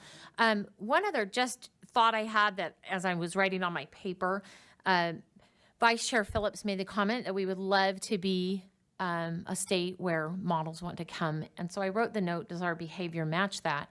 And what I was thinking of was the 2 applications from Arizona that came to us in August. And if memory serves right, we were pretty critical of them coming from Arizona. And so I just want to make sure that what we write and what we do is consistent, and that although many times these are aspirational, whether that's GE strategic plan or our little one, right? They are written with aspiration.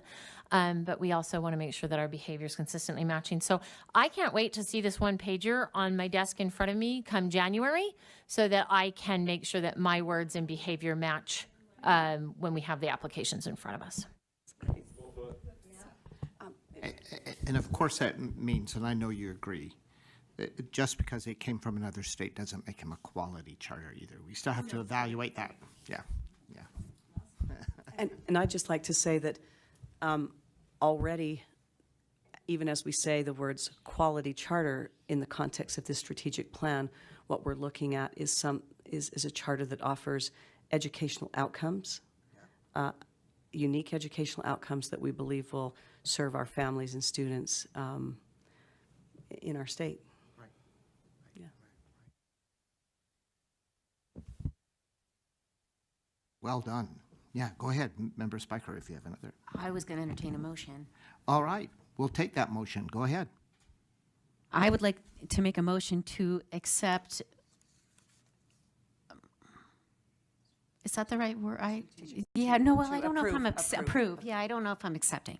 I'd like to make a motion to approve the Utah State Charter School Board Strategic Plan with the edits discussed in relation to the goal of resources from the 5 years moving to our priority, and the edits from Member Bassett and Member Cisneros, and dated as of today.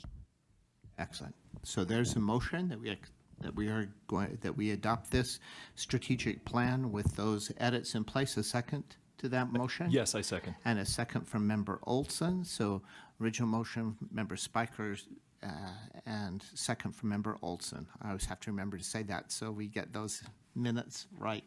So all additional discussion from this board. You've had some good discussion. I might want to add, and I think the rest of you do as well, that we appreciate particularly Vice Chair Phillips and I think Ms. Stephenson, who both work together to reduce this, not to reduce, to reconceive our strategic plan into the document that we have today so that we have a working document that makes sense to us that we can use. So I just wanted to add that. It's not necessarily a discussion, but a thank you and to acknowledge the quality. Any discussion to that motion? All right, seeing none, all those in favor say aye. Aye. And any opposed? Obviously, I think everyone said yes before. I didn't even need to ask opposed. So it's a unanimous. And I know that if Member Smith was with us this afternoon, so she isn't going to officially register her vote, but know that she indicated her support for this plan as well. All right, that concludes all of our business items today. We do have need, which is nice for everyone, that I suspect will be able to conclude our meeting today early.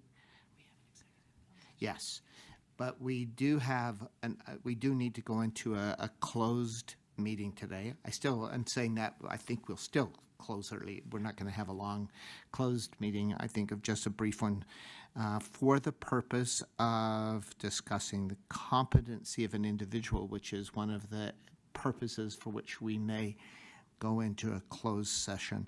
But I will tell you it's so we can talk through our executive director search and kind of talk about individuals relative to that. So I'll be more specific, but for the general purpose is competency of an individual.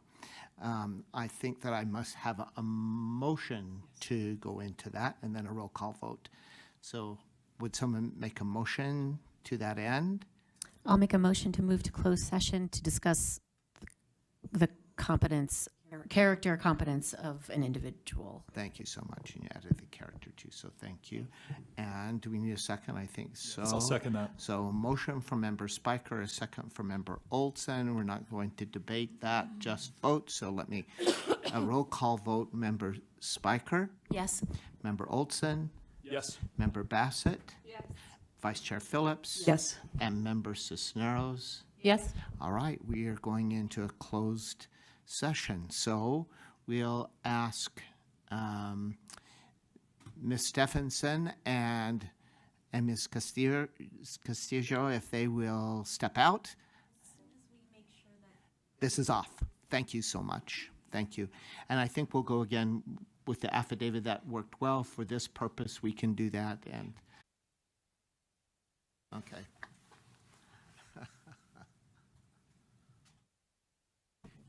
Recording in progress. Okay, there we go. Thank you so much.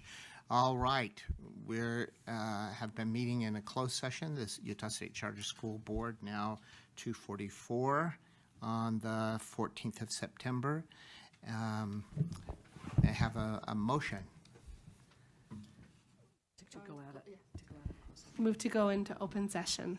Oh, yeah, that comes first.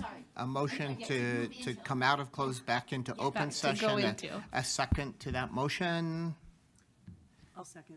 Second from Vice Chair Phillips. A motion from Member Bassett. Second from Vice Chair Phillips. Member Spiker, voting on that motion. Yes. Yay. Yes. Member Olson. Yes. Member Bassett. Yes. Vice Chair Phillips. Yes. And Member Cisneros. Yes. All right, we are back into open session. I think that concludes all of our business today. I don't know of any other additional business unless someone needs to discuss. We've covered everything on our agenda. We had a busy meeting today and accomplished a lot. We will, just looking forward, meet in a closed meeting relative to our executive director, a new executive director, a week from tomorrow, Friday, September 22nd. And then we meet again in regular board meeting October if I had my calendar out, I could tell you. 12th. Thank you. October 12th, Thursday, October 12th. And so, well done, everyone. All right. Do we have any additional motions today? I'll make a motion to adjourn. A motion to adjourn, which I don't, does it need a second? I don't think so. All in favor, say aye. Aye. And we are adjourned. Thank you for your day. I like how delightful